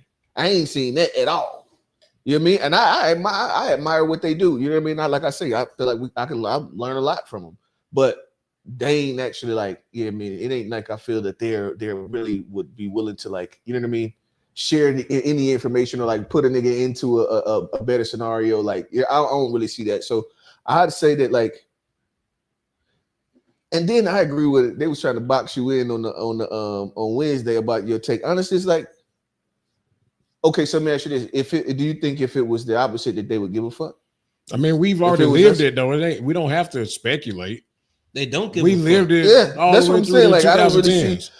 I understand people be like, "Oh yeah, you got to pay attention," because then next thing you know, we always get the worst in. If you know what is it? If the cold hits, then the flu, we get the flu. Oh, the America gets a cold, black people get right. So like you can sit and you can say, but I mean, I don't think it's our fight. I guess I'll give like the other side of the POV. I would say everything is a sliding scale. So should we care to like march and protest and like hop out and be shields for them? No, I don't think that. Do I think that we should pay attention how America and white supremacy does treat a minority group, and if they take steps that they haven't yet taken for us recently? Yes. And I think that those are like the dynamics where I do see where a person can make an argument. There's trial runs that's being done here that could implicate black people later. And an example of this would just be simply as like federal troops being sent in for 100-person protest. Well, they just had somebody, the first person to be detained, I think, by the Marines or the military, that was a citizen who wasn't a part of the raids. It ended up being a black person out of LA. Did get detained. They ended up letting him go, but he got rounded up in like the first. And I guess like to me, like that's the interesting space because of Mexicans aren't typically the people that are protesting. Typically, when we say like it's a protest outside, it's probably gonna be niggas out there, and it's for like a black cause in which we love to use the word precedent. Once a precedent is set, like if a new precedent now is that, oh shit, them niggas getting a little rambunctious, we're gonna send a guard in there. We're gonna send the Marines and the military. They just and again, anyway, the court still. I understand that, but paying attention to what's happening. The attempt. I think that that's important because it wasn't like an attempt because he did it, but they like a thing happened and it was like again, like if I'm looking at it inside like I wouldn't use the word third person view. I use that like as third person view as it can be. I think that whatever they do to them Hispanics, they're gonna do it 2 times to the black folk. I don't think so. I don't know a time that we haven't seen that happen. No, I would say you're also talking about people that are here illegally. Huh? You're also talking about people that are here illegally. We're just talking about a protest, though. That's what I'm talking about. I ain't talking about the ICE raids and shit like that. And it's like we can have our own conversation about it. Okay. See, I'm not talking about the ICE raids. I'm talking about a protest. I see what you're saying. And like a protest, like the action of a protest, and like with the exact same playbook that they ran down for them is what they say about us. They were saying it was violent and XYZ, and then you had the counter narrative saying it's mostly peaceful and shit like that. This is the but scary thing about AI. I think that's why they got to pay attention to us, because if they would have known like and cared about us and saw how they treated us, they would have known. If you go out there and bull some bullshit to protest. No, but the beauty of it is that like right now, this is why I think that it's interesting is that we get to look and not be invested inside the protest, but see the game get played. Yeah. And like to me, when you don't have to be emotionally involved in it, now you can like actually look at it and be like, There's no bias to learning. I can actually see the game and what I can take and what I shouldn't take away from it. Right. That's what I said. No, I mean that's kind of where I'm at with it as far as like. Tell them about your Mexican friend, Johnny. Oh well, what I will say, he's not Mexican. First of all, he's not Mexican. Go ahead, bro. That fucking got no sense, He's bro. not Mexican. But I will say, the same person where when we were protesting, it was what are y'all doing, and why are y'all still out there? And then when it come to these raids, it's my dad came over here undocumented, and it's this and this, and so to me, I see there's a disconnect where like we was going through the shit, and then it was a whole bunch of y'all, and then now when it's you, you want the empathy card played on your behalf, but when it was us, there was no empathy. Like you look at me and be like, well, why y'all acting so stupid? What's going on? And that's why I do not tell niggas they do not go out there and protest with them. You do not have to do that. Because a lot of the empathy that black people have for somebody when we see something isn't always returned. They don't have the same. No King's Day, you don't have to be out there. And like and we ain't got a king. And to me, even with those protests, like it's cool. Say no king, but even that, like I'm gonna wait that out until we see what's really going on. Like that's not you wait until that third term. Well, then if you try to get a third term, then we can have a no kings protest. But, like, it's a little late, ain't it? Nah, I'm with you on that. If he just try to run, if he try to run, yeah. Oh, you saying if he tries to run?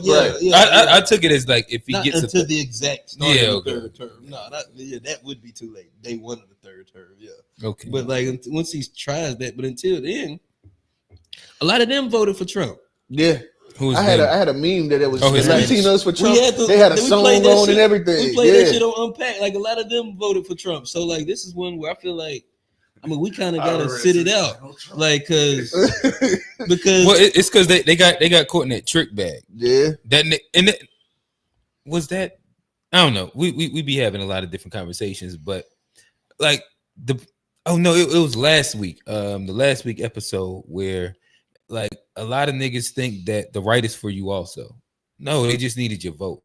And like it was a lot of them Hispanic and we'll say South American Hispanics. Latinos, that's the word. Latinx. Maybe. Latinx. Yeah. However you supposed to say it. In which they thought that he was only deporting the ones that committed crimes. So they was fucking with it. And then he started rounding them up, and they're like, "Wait, I'm a good one." And so he didn't give a fuck about it. Fuck out. He said, which I guess there's also an interesting part that has come up where Trump is starting to walk the bitch back. Like you can tell, corporate America's tapped him on the shoulder and said, "We need that slave labor," because he said hotels, agriculture, and we could actually like chill out a little bit. Like we ain't really got to deport. We want them strawberries. All these motherfuckers. They done tapped me and said that we can't hire the whites for this. The niggas don't want to work there. I told you where they need to get them people from. But it's crazy that actually is happening. Where they need to get them from? Them homeless motherfuckers from LA and shit, bro. They not working out there. I'm sure they tried, put their ass to work, bro. They ain't tried, bro. They put their homeless ass to work. Like you grab these motherfuckers, like they got thousands of them in LA. like you can say you saw them. I saw them. They shit just be right on the sidewalk, bro. Yeah, bro, it's Tent City. Oh no, it is like that. It's kind of crazy. Yeah, but it stretches through downtown. Like you take Tent City in Charlotte, but then put it like on Trade and Tryon. Well, it's just like on streets, and it's like it's like blocks. Tent communities. They got whole like apartments, blocks. Yeah, like tent apartments and shit. Take the motherfuckers out there in them strawberry fields and let them pick some strawberries. And that's the whole concept. They be having tent like tent condos, almost mansions. Like they start like stitching shit together. Shit. Yeah. They be kind of lit. But I'm saying, but like we could take with a generator. Some of those people instead of like we talking about like protecting certain industries. We got a whole working class in America that doesn't want to work, who needs to work, who probably should work. But the issue is that they're not going to do the work for the pay. That they're homeless. Like they make them do the work. Like this. I think that a lot of them are okay. But they're in LA, good weather. That's the issue. You should take away all their homeless benefits. You can't sleep on the street unless you go pick some strawberries. But like we have ways to go and like I think that'd be a way. Talking about chattel slavery. Right. What about Middle America? You talking about in California? I don't even think that's the issue. The farmers in Middle America and the Hispanics that they losing is fucking them up. The raid, I mean, they leave them Hispanic people alone. The raids are happening in a lot of these Hispanic and like blue states. The DC, I understand. I think the farmers are intentionally complaining. Well, then maybe, and that's what Trump was talking about. Trump talked about the farmers and the hotel workers. Which is like the cleaning hotel crew. Workers are everywhere. Now the farmers, that's gonna be more middle. Yeah, they say I got somebody that's close to my family that work at a hotel. She said they ain't got no cooks in that motherfucker. They ain't got no cleaning. Ain't nobody cleaning shit. Nobody. That shit going to a 2-star hotel. California too. Damn. I mean, dog. Hey, so we had to walk it back. We need them immigrants, I guess. So we should. Those ain't black jobs, huh? Those ain't. but now that's where. And then I was going. You know, we don't care about that. I like when we got both our Cajuns in here. Shout out LTO, Tori. Go ahead. And so if I expand it out, and to this day, but if I expand it out and say, what about like the Palestinian conflict and what's happening over there with Israel and Iran? If that's something that like black people should be concerned. Who's allies with Israel? The United States. Okay. Who's allies with Iran? I guess Russia. Who else? Hamas or Palestine. Yep. Who else? Anybody else?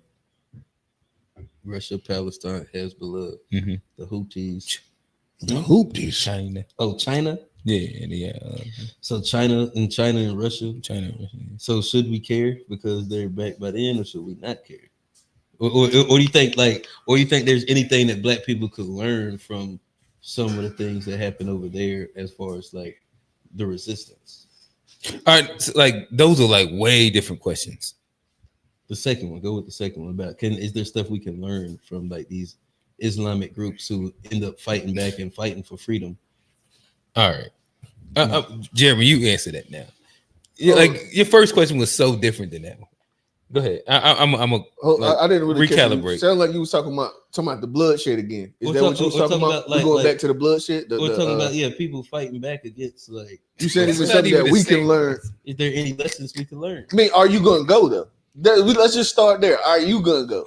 Because you ain't got no kids, you ain't got much to lose. Are you gonna go? Yes. Warrior class. Yes. Like so, you gonna go? Now what can we learn?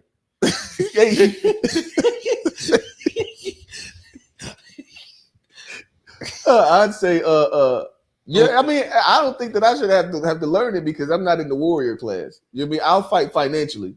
I got these kids to raise. You know what I'm talking about? So we're comfortable. That's fine. No. I want y'all to go. I want y'all. If y'all ready to go, I think that y'all like we gonna. I think that we need some people. The warrior class is important to the movement. Yeah, I need you to could you reframe the question to where I can really understand it? Like I really don't know what I'm answering.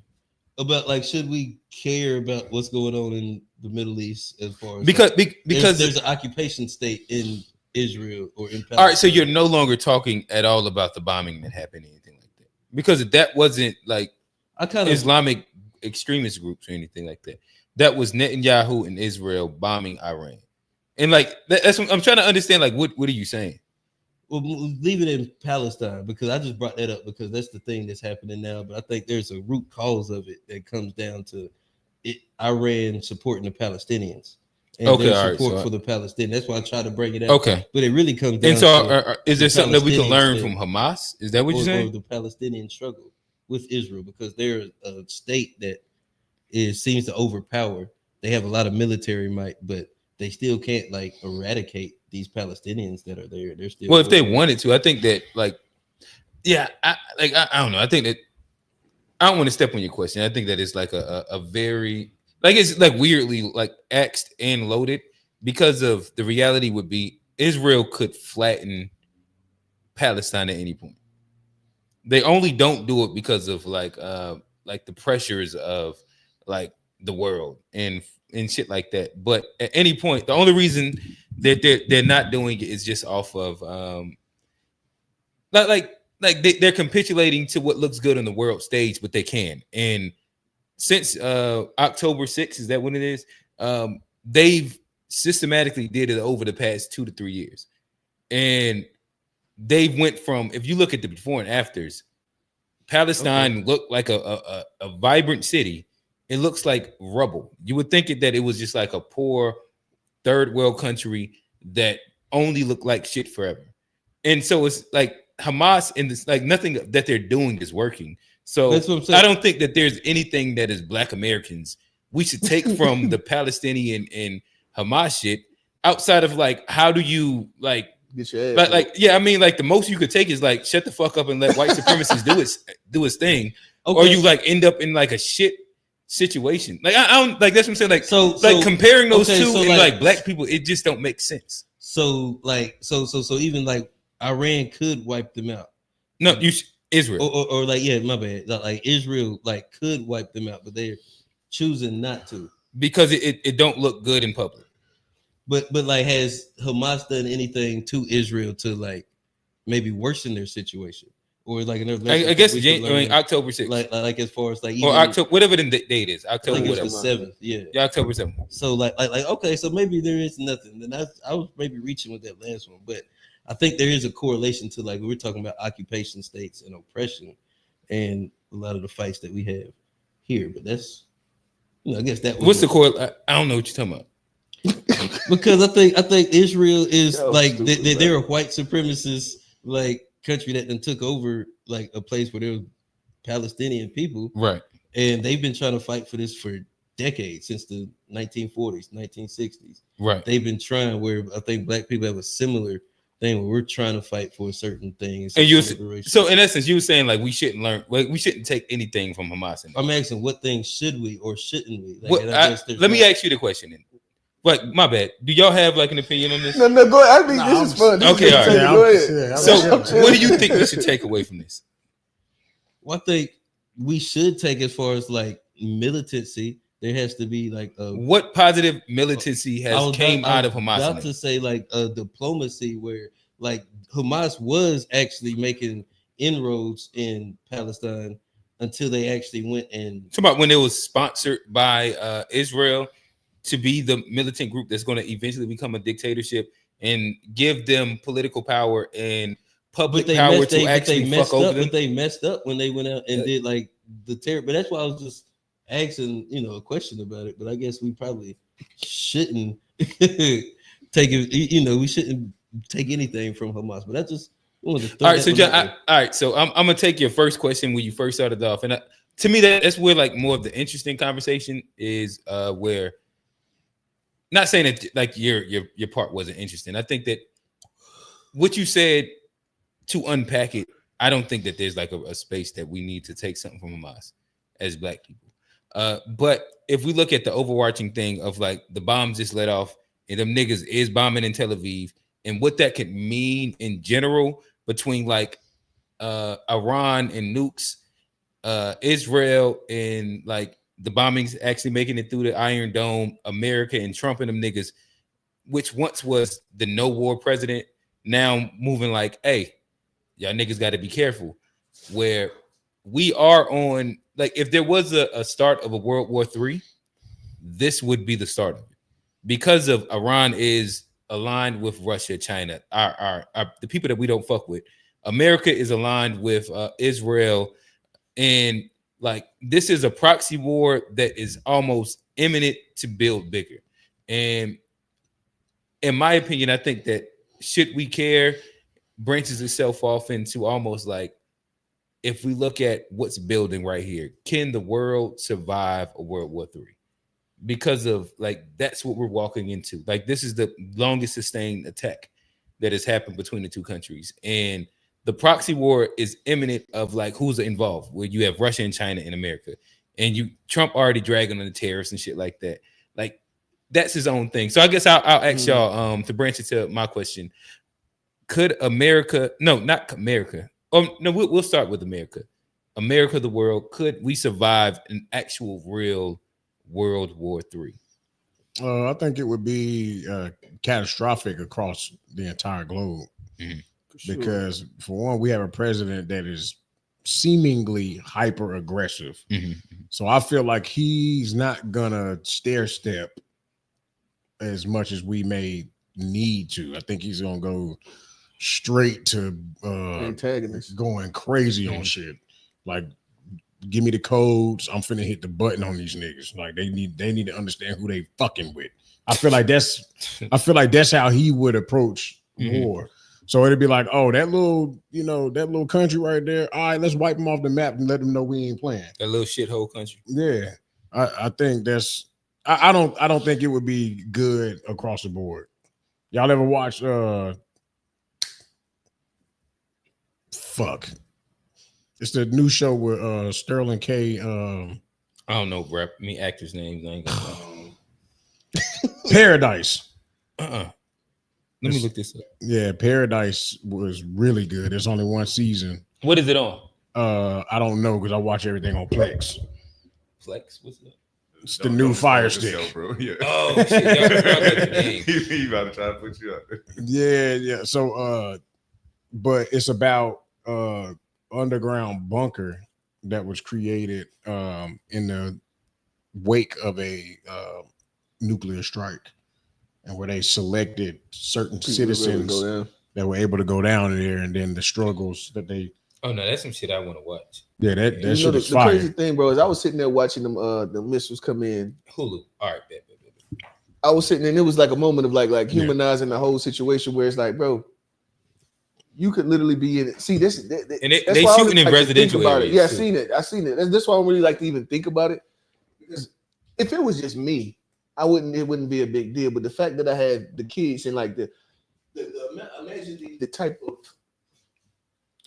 All right, so we need you to move the mic a little off of your body, because when you be talking and moving, it's good now. Okay, just imagine like the type of like mindset. This is when leadership kicks in for real. You have to start putting play together of how the fuck we gonna move. And so like when I see this, it's like, okay, so let's say you do survive. Well, you know what I mean? My mind automatically goes into, okay, so what the fuck will be the move? Right. You know what I mean? And that would be something, man. I couldn't imagine. Like, and we just see when you see it on TV, it's not real like that. You know what I mean? We just see shit on TV. You know what I mean? People watching people die live, like real motherfuckers die for real in real life on TV. And like in the footage, you don't see the people, you just see the fucking missiles coming in, and it's like, and the camera crew like, okay, let's go. Like, bro, motherfuckers in it eating dinner with their family. Yeah, getting smoked. And that shit is crazy. I ain't gonna lie, like even like living in Israel has to be such, like living in Tel Aviv is crazy.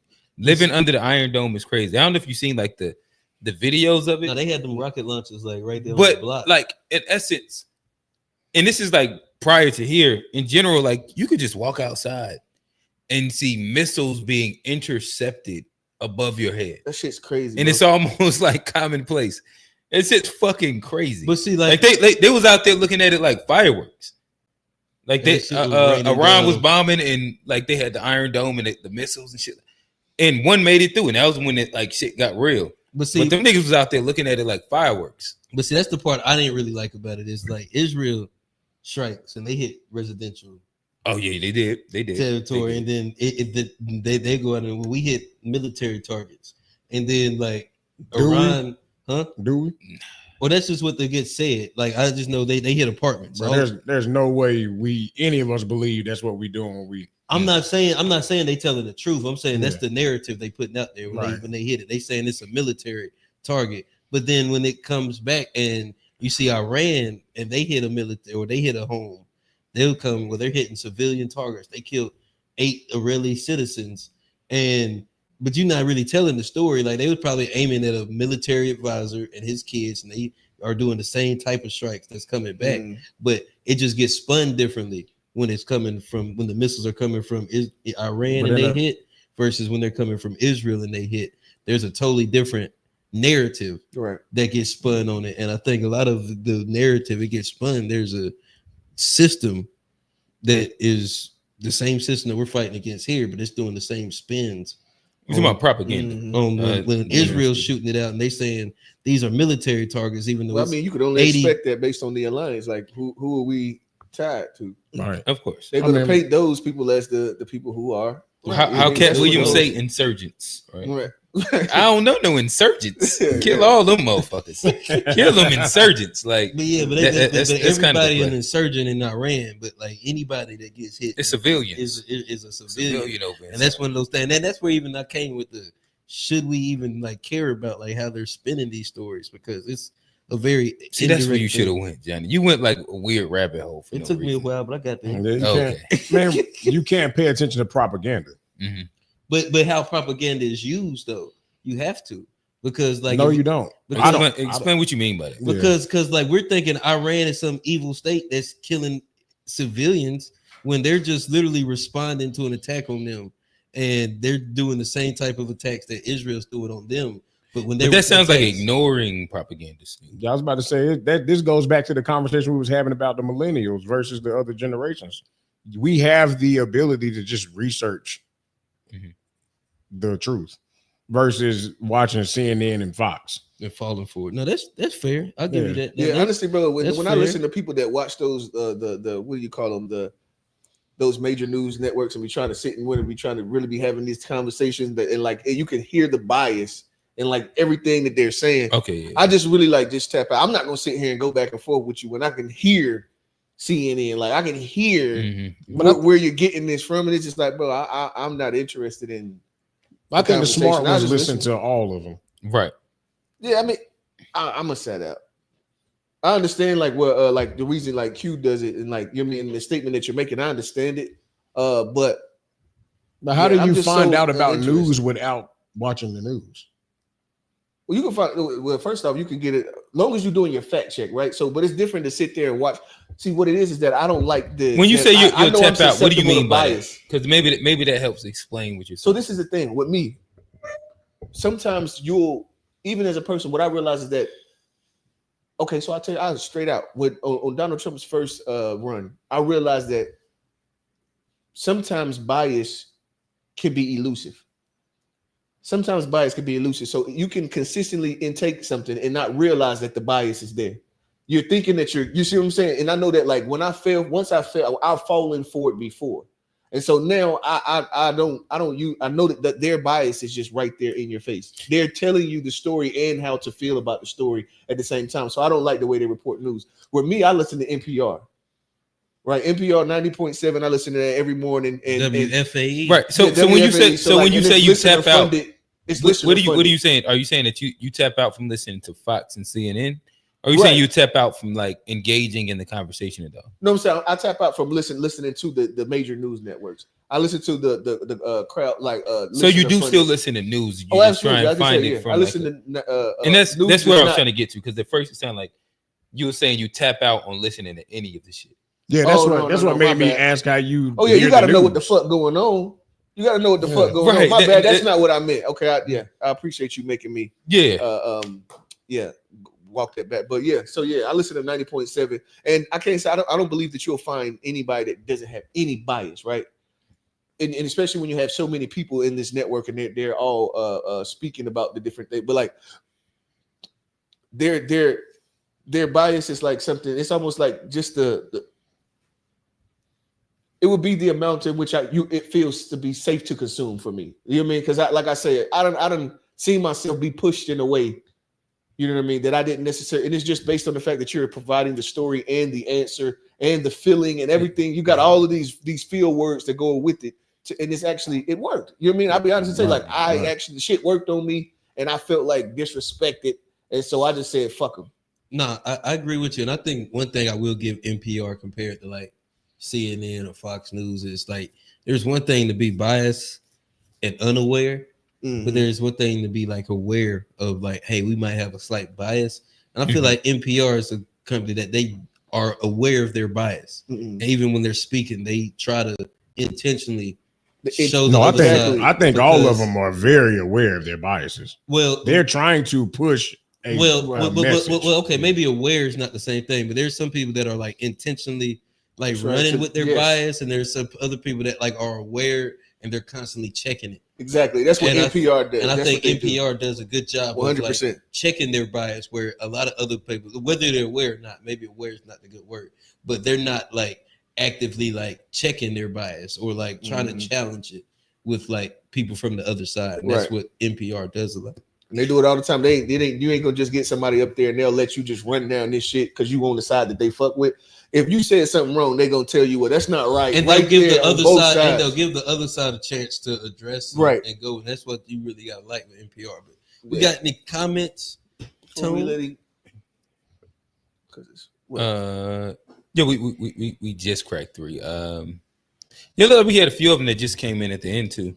That might be worth looking at. Shout out Tar. Tar is I watch all of it in non-MSM sources and then quickly research anything I care about or it seems to be playing to emotion. Fair. Could anyone tell me what NPR biases are? Please do it immediately. Thanks in advance. Immediately. God damn. Immediately, real. He said they completely unbiased. Well, I mean, you can tell that they're more a liberal network, but they don't wear their liberalism. You know what I mean? They don't wear it. They're not trying to convince you to be more like them. They're just trying to provide the information. Mm-hmm. That's all. Okay, that's so all they'll I'm give saying. you information, then their breakdown ends up being liberal of the information. So, like, generally, they don't actually do the breakdown. They allow the two sides to do it. You see what I'm saying? So they're not actually in there trying to tell you the thing. But from what I know, because I know people that work at NPR and stuff, and I think the people like there is more of a liberal. I think more liberal people work there for sure. That's what I'm part of the company. So I think you can hear a slight liberal bias, but I think they also do a good job of bringing on other people that don't agree with them and giving them plenty amount of time and fair. A fair platform to also get them off. And I think a lot of times if you hear some of the hosts and the people that are actually the personalities, sometimes their bias will bleed out individually. Yeah. But but not as a network for sure. As a whole network. For sure. Whole. I've seen like individual bias bleed out in certain and situations. Then you can listen to almost even the way that it's almost like they choose their staff in a certain way that it's they're intentional about that thing. You know what I mean? It feels intentional like that. Well, they get a lot of smart people that work there. Yeah, like and like a lot of very intelligent. Yeah, I've been people. down there when I was going to CPCC for a minute. They got a station right there. What is that? East? What's that? Well, either way, it don't matter. But yeah, I've been there. Been to the NPR station, the news station. All right, Tone. Hopefully, Unc that answered your question. Tone was upset. I mean, Unc was upset with us. Real did answer it immediately. Real answered it immediately. So it worked. I fuck with Unc. That's my guy. Thanks in advance. I mean, he knew you was going to do it. Watch where you get your information. We have to remember that most corporate news is one-sided. With that, the news is owned by like all of the media networks is predominantly owned by like 3 entities or 4. I think it's 2. It's 2 now, ain't it? I think it's like 3 or 4. It was 6 at one point. I think it's like 3 or 4 now. Yeah. I can't remember which one. But all of them owned by the same people. They own the network and the opposing network, which is nasty work. Yeah. I would pay attention to how desensitized we are to death, since that can end up outweighing the natural sense of self-preservation as people. Loss of life used to be the biggest fear. Now I don't know. You know, the last one I watched that did like these police killings. The last one I watched was Sandra Bland. Oh yeah, I don't watch that shit. Was seeing her when they was talking about she was when her eyes was open, and like this conspiracy that she was dead when they had the eyes open thing. And I'm sitting there looking at that. I was like, bro, I'm not watching no more of this shit, bro. There's no way I need to be sitting here looking at, because you know what I mean. I don't know. I'm a guy. I have nightmares, bro. I have nightmares. I've had them since I was in the military, and this shit, yeah, that ain't something that I need to be fucking with. I don't see how people just watch motherfuckers just die. Yeah, I don't watch it no more. Hey, shut up. Unc be in here getting to it. Me and Unc had like a fun conversation. We unpacked. Hey, go down, Tone. Go down to the. We unpacked, could men and women be friends again? And that was it. Steve just cracked on y'all. Oh, what he said? He said one of the, that's what I was looking at. What Steve say? NPR one of the most liberal sources. Ooh. Just shitting on y'all's opinion, bro. Hey, that's his opinion. I mean, to me, it don't feel like. So now we got to conclude you like biased media, bro. Hey, yep. If that's what you come up with, you tapped in. You ain't bro, tapped you out. just gotta You tapped watch. in. You just gotta watch both sides and then do your own individual research and come to your own. And I like seeing both sides discuss their ideas, bro. Like when they debate and go back and forth. Listen to both of them. To me, I find like 2 extreme sources. I find 2 moderate sources, and then I find like a space where they can kind of like debate ideas at, and then you just look at like the facts of a matter, and typically you can come away with whatever you want to take away from the situation, right. Like the topic or the problem or the issue. No, I appreciate it, man. That was a good one. Mm-hmm. Any last words, fellas? We good? Hey, happy Father's Day again to all of the fathers out there. No, for sure, definitely. Happy Father's Day. Want to tell everybody, appreciate the chat. Appreciate y'all for being active. You catch us later, hit like, comment below.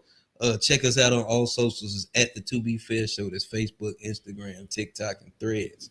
I am your host, Johnny P. Over here, real. It's Q. Special gift, Jeff in the house. We out. All right, good episode, fellas.